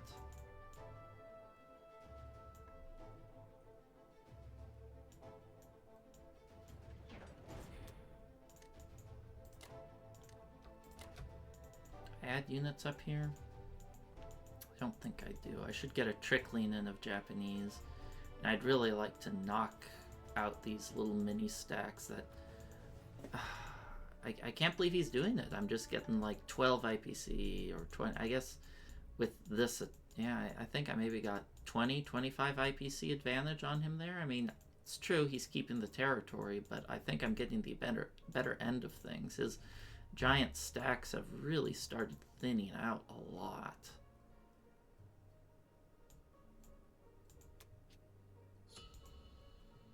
Yeah. Okay, we're still ahead. Even with that terrible minus 30 IPC attack here, he's just giving me gold every turn. Just take this, take this, take this. And next turn, I might conquer one of these, fully wipe it out, and he's going to be hopefully in trouble. Though I am getting quite poor at 26 IPCs, but I'm trading like a champ. If only I just got average on this Kazakh. I think I'd just be walking into Moscow next turn. But woulda, coulda, shoulda. Can't change the past. So we'll keep on marching on, and I'll see you guys next time for Japan 11. Welcome back. It's Japan 11.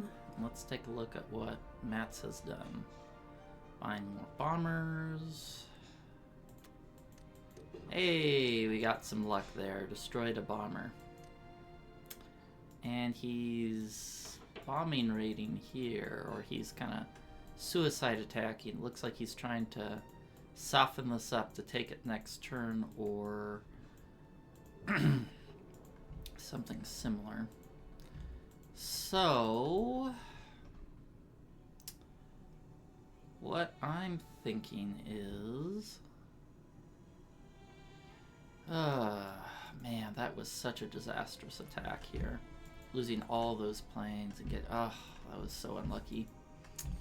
But it happens, and since our Air Force is softened up, we can't contest this sea zone as strongly as before. So,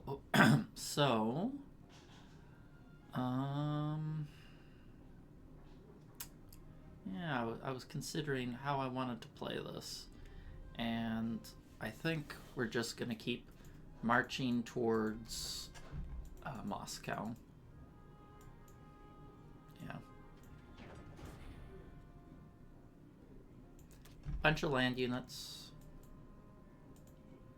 Little sprinkling here and there. I was thinking, should I keep trading this? But I thought, if I go down here, he can't recapture it. So that's a plus. He will be able to take this territory here, but I should be able to take it back. Though German income's better than Japanese income, but you know, something they can't take back is nice too.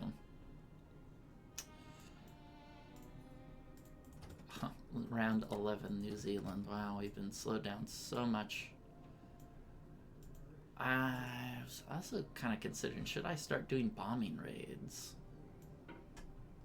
on Russia? I could do it. The question is it wise? Is it wise? I really have no other targets, though, unless I wanted to hit... maybe hitting Egypt is the better play, since I don't have bomber targets, and I don't really want to be bombing raiding Moscow. He's already pretty broke, and he can just build in Caucasus, so it won't have a significant impact on him.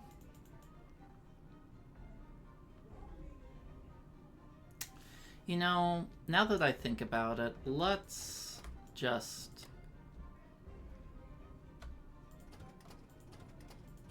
Let's just keep hitting this. He won't get the income. My bombers have something to do. Heck, maybe I should just use infantry since I have so much firepower here.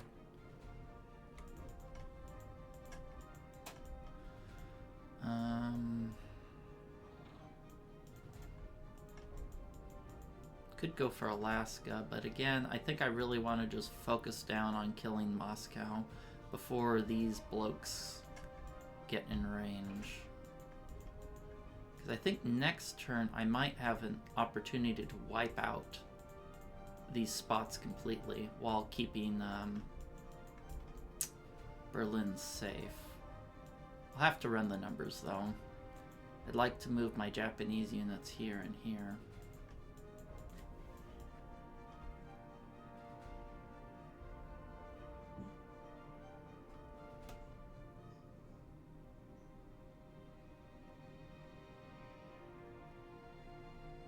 I think this is the best play.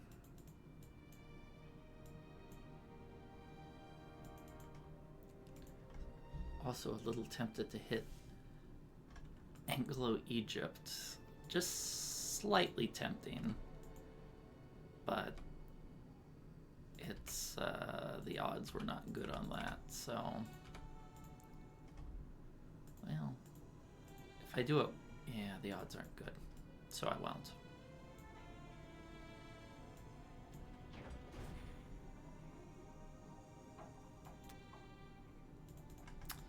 Other question is, no, those planes can't really reach anywhere else. Where can you reach? Nowhere useful, okay.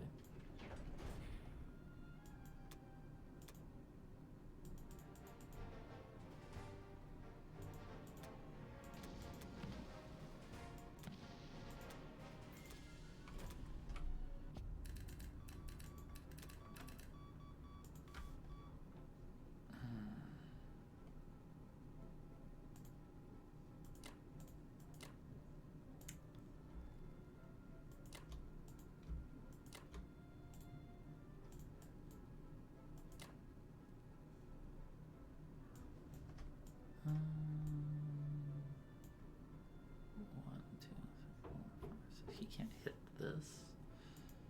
I think I'm going to keep this here just to prevent his subs from being annoying.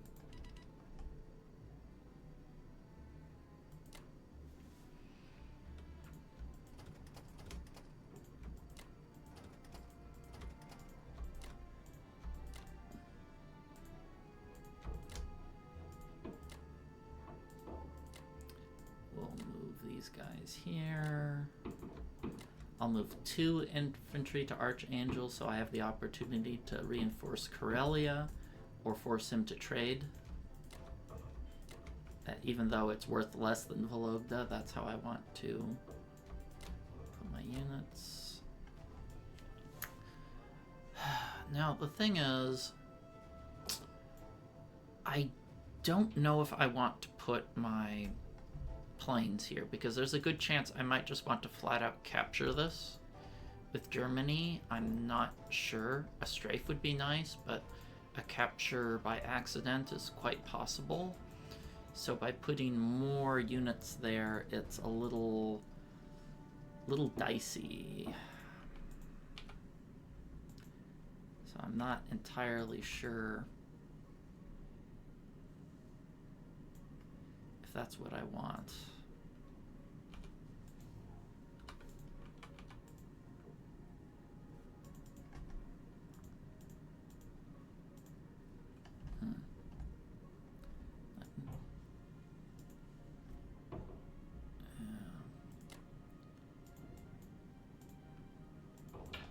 Make sure that's defendable.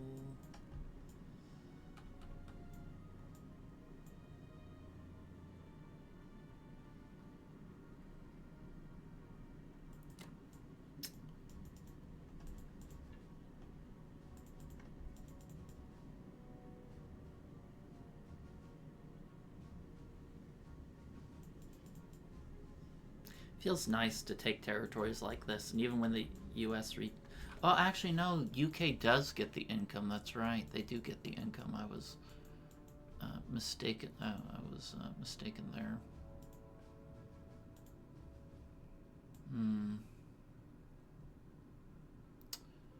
Where to place this fighter? Ideally, I'd like it to be able to hit here. So maybe if I put the fighter here, that will give it a little bit more logistical range. I need these here in case he wants to slam it with his 2 fighters and a bomber. I need the 2 fighters here to protect my bombers, since this is the only place they can land. This would be ill-advised to land them there.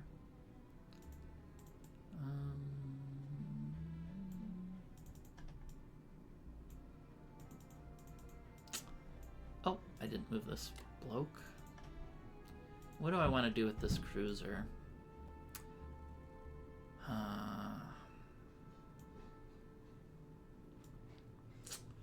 I move it over here?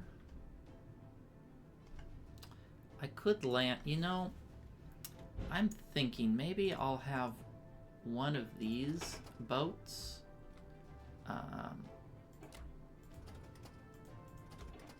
land in a different place. Maybe I'll have them land down here to put a bit more threat on this Anglo-Egypt stack. I'm going to have a lot of planes and 4 land units, and this will force him to disperse and stop being quite so aggressive with that, or that's the idea at least. So aggressive with that stack, yeah. I really want to shoo him out of Africa, or force him to invest more and really take the pressure off Germany and come away with an income advantage, because yeah, the Allies right now have 91 and I have a lot less than that, 77. So 77, yeah, the income isn't looking great for us, though I am getting insanely good trades here. But yeah, we'll have to see.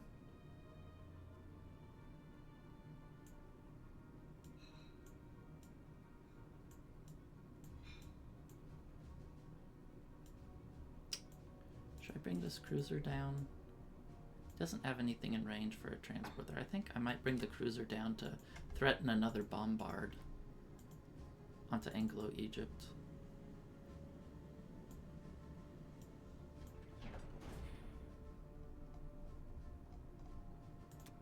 Well, that's a lot.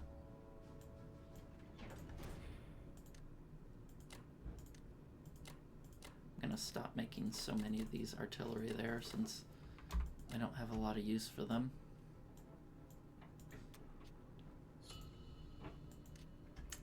Alright, tight, close game. I think if that fight went the way the odds say they should have gone, I think we'd probably have this game all but won, but that didn't happen.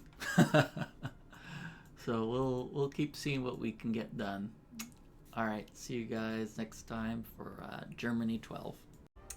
Welcome back. It's Germany 12, and we have a big turn ahead of us, so let's take a look at what they've done.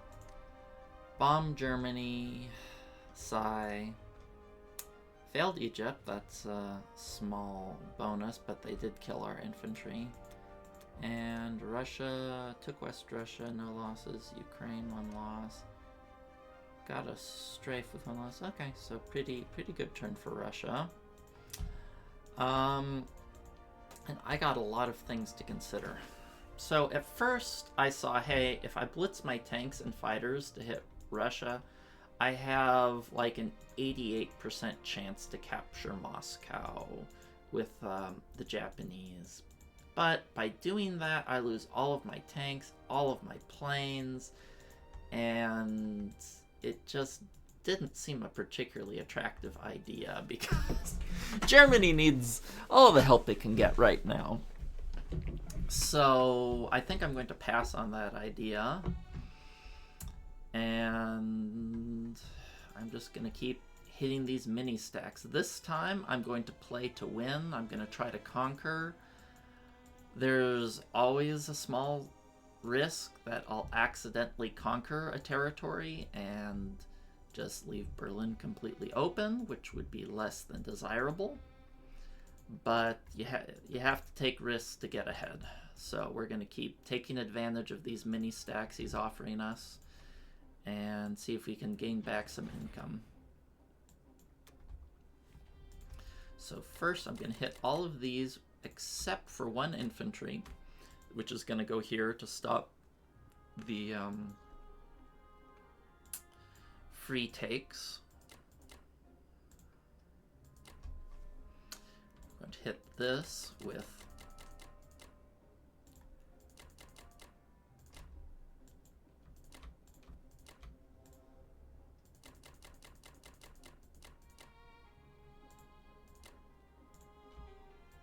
these folks. Let me make sure my notes are correct. I tried to plan things out ahead of my turn to save you guys some anguish.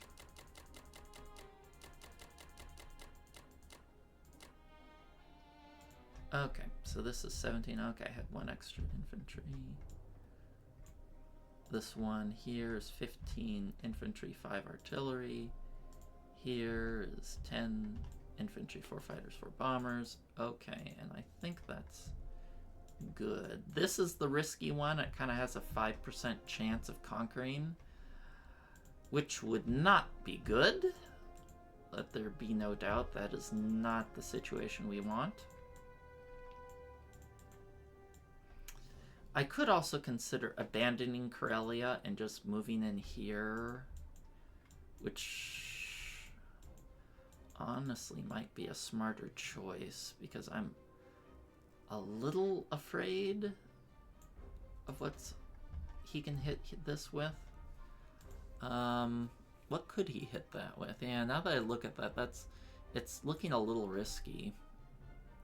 So let me think for a minute. Okay, I'm back. I ran the numbers. It's still an IPC negative fight for him, assuming average dice, so I will let it ride. So let's pull the trigger and hope it goes well. Let's do this one. This is the fight that concerned me the most. If I get an accidental conquer, I need to pull back on my other fights.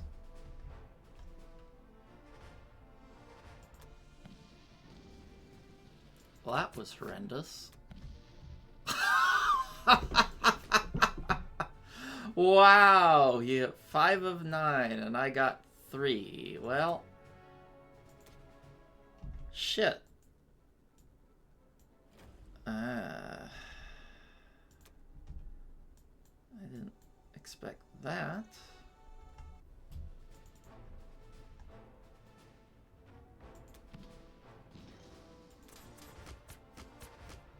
Perfect strafe. Okay, okay, this one went better.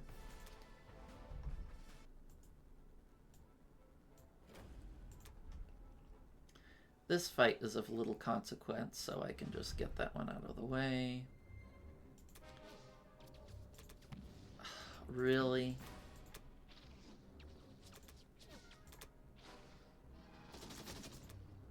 Okay, okay, we take it.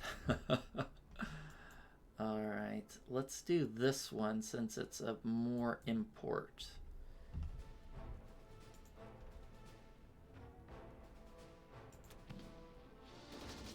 Nice. Very nice. Oh, ooh.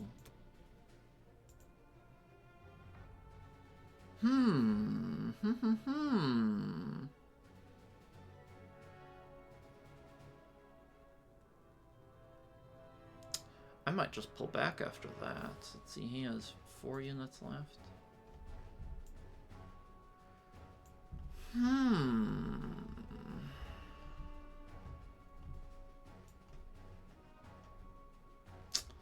This one's definitely going through. So let's see here. If I go through with it, let's see, what does he have left? I'll probably on average lose 1 infantry, so I'd have 8 infantry. No, I'll just say I'll lose 7 infantry. And I could potentially land some Japanese fighters there.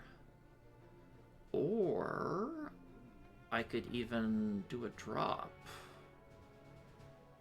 Since this is open, I could move a unit there. Huh. So what could the US hit back with? That's the question. The US can hit with 7 infantry, 2 artillery. How many fighters do they have?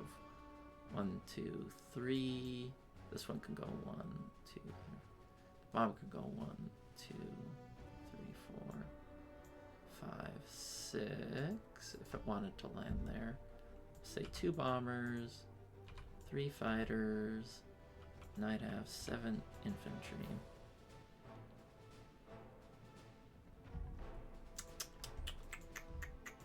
Does it make sense to push through?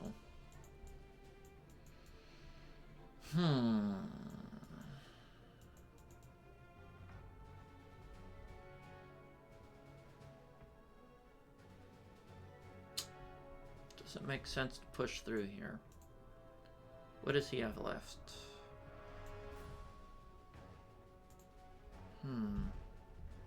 I think I will push through. It's just infantry. I need the income.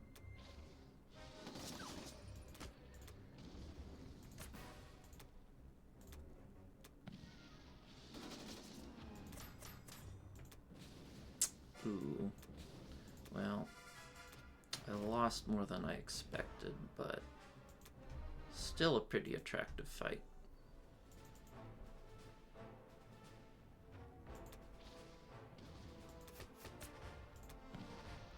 Oh, jeez.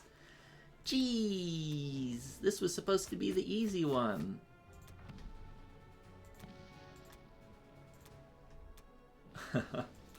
Well, I've had a mix of good and bad luck, so... That one was supposed to be... What did I calculate that one out at? 12 IPC positive, and it turned into 8. Well, it happens, right? So...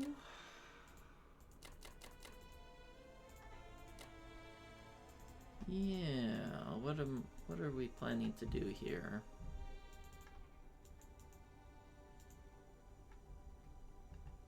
Let's make sure anti-aircraft is set to 2nd. Guess I can delete all of these.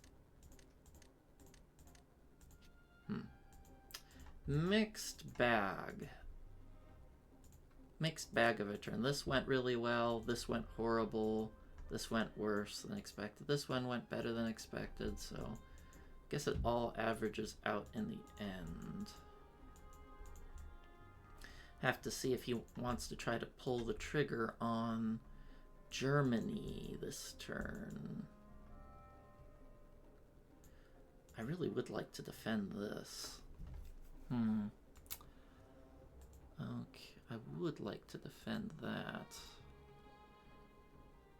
So I'm thinking of possibly moving the AA gun here, but I'm going to calculate to see what his Berlin attack, if he were to all in on me this turn, would look like first. So running some numbers again. Be back in a bit. Okay, I ran the numbers, and without the AA, he still has a below 20% chance of capture. So I will move the anti-aircraft gun here. For some added defense, and I'll make a note to set AA first.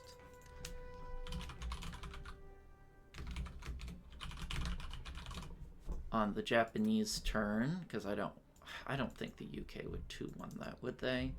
That would just be silly. No, I don't need that note. I'll just set anti-aircraft first. Right now. If he wants to suicide a bunch of units to take that out, then that would be ridiculous.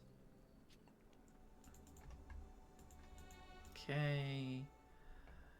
And I think that about wraps things up. Oh, that's an interesting attack with the bombers. Not a good one, but an interesting one. Okay. Well, that's, I think, it for now. Let's pull the trigger.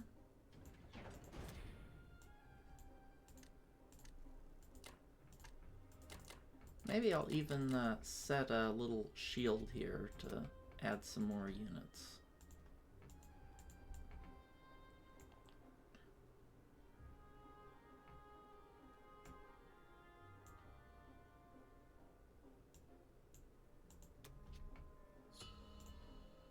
Huh, 26 IPCs. Still have some good attack power. And yeah, it's a neck and neck. Well, look at just nothing. Yeah, I've been doing these strafes mostly on the British units here, and you can see how even though my income's doo-doo, I've been doing these super efficient strafes that honestly I think Mats should have just stayed here and contented himself with these two territories, because he's given me a lot of breathing space by giving me these repeated really positive strafes every turn. Oh, that was a complicated round. I had like 6 or 7 calculators open to solve that one, so woof. Alright, well, I'll see you guys next time for Japan 12. Welcome back, it's Japan 12. And let's see what Mats has done. He's bought a whole bunch of infantry. Bombing raid. Oh, these are getting tough. Did a suicide attack with a, cruisers, got a good result there. Baltic got a hit back. Other than the bombing raid, decent results for us. So I was looking at the board. I was considering a couple things. I was saying, should I move my navy to hit here? But the odds aren't that great. I was considering if I should disrupt my logistics with this bloke and just land there. But I'm really short of units here against Russia. Same reason I haven't taken Alaska yet is because I just want to get Russia out as soon as possible, and interrupting the US a little bit just doesn't seem worth it at the moment. Because Germany is on a very tight clock here, and we've only lasted this long because of his generous spreading out tactics. So, yeah.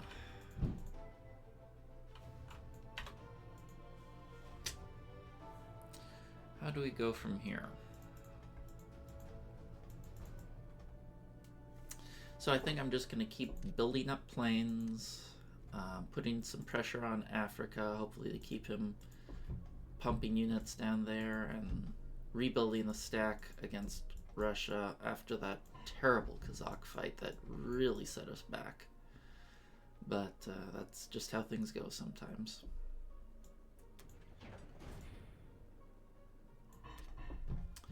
Okay, first things first. I was wondering how many units I should take here to hit this little fella here, and I'm thinking I might just send one, because I'd rather march these guys this way, and I don't get any IPCs for taking it. I'm mostly just trying to kill this infantry. This is the, well, let's see, what can I hit with the bomber? Nothing unusual. This is kind of the watershed fight here. If he gets 2 hitbacks, that's going to stink.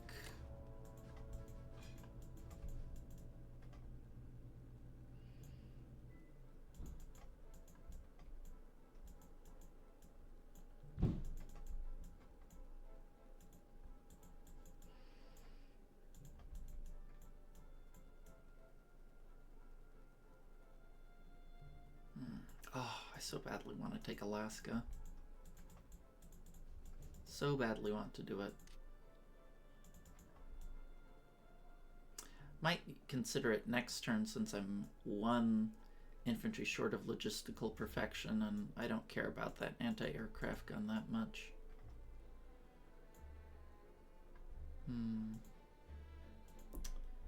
Might even take an extra fighter there.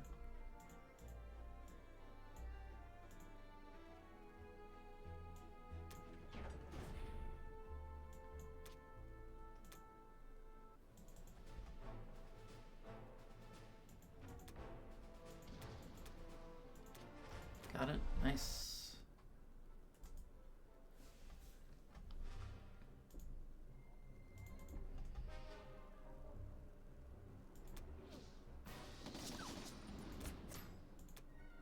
Nice, nice, nice, nice. It's a shame Germany doesn't get the income, but we've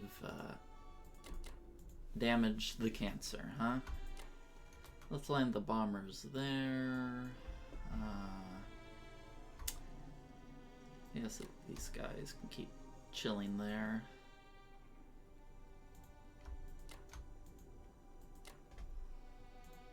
I'm gonna still block here.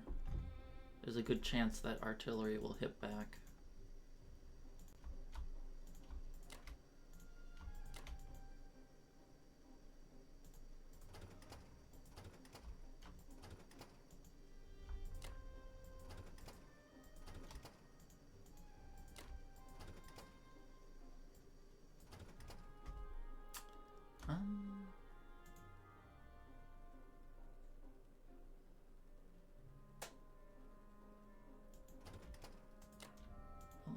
Maybe I'll reconsider some of these. Maybe I'll have this guy continue sending more guys down towards Australia just to put that extra pressure on him. He doesn't know if I'm going to pull the trigger with it or if I'm going to just use it as a reinforcement point. So let's double up our infantry here. I'm going to put 3 here to incentivize him to take this so it doesn't reinforce.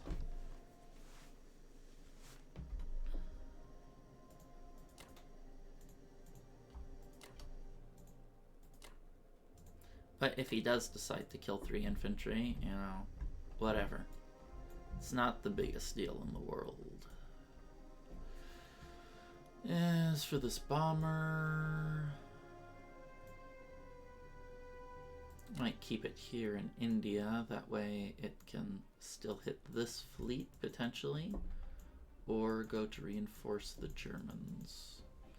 I'm a little reluctant to put things in Caucasus or Corellia because there's always a chance every turn I may need to abandon it, and I'd rather, you know, not have to leave a bunch of German units in the lurch.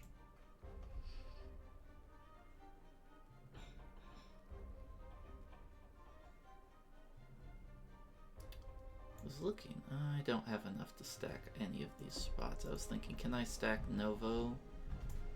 But I can't really. Well, let me see, where can these fighters go? That's an interesting proposition to stack Novo because he has not that many units. I guess he has 12. Let's see, what do I have here? 4. What do I have there? 8, 2. Let's reconsider some of this.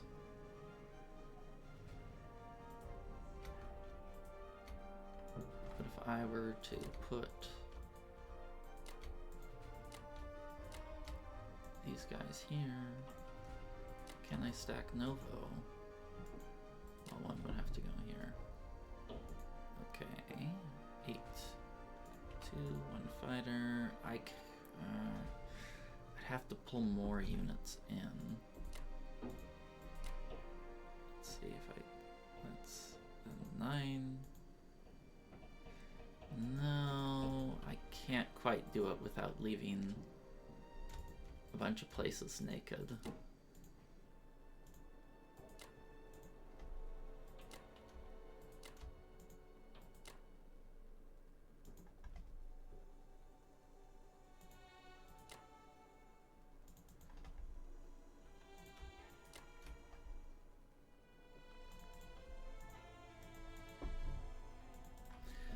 Should I move this cruiser up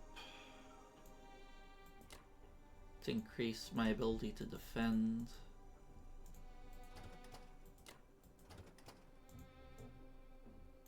I got these guys here. I think it's okay to move them here to try and increase the threat I have of hitting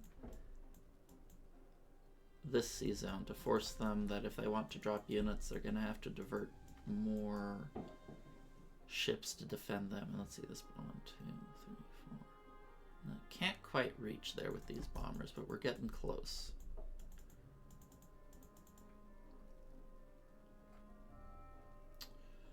Well, I think this is the best I can do for now.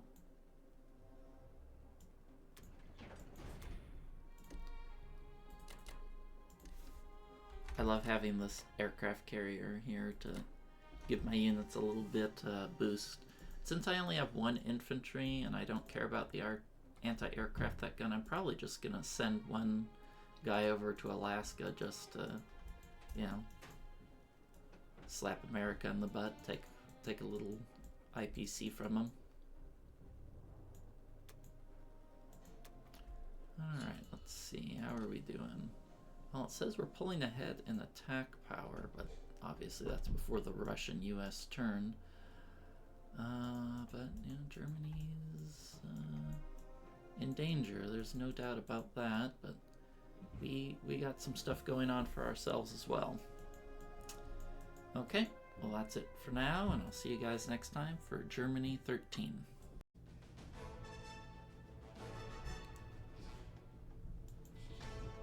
Wow. So I did not expect the game to end so suddenly here.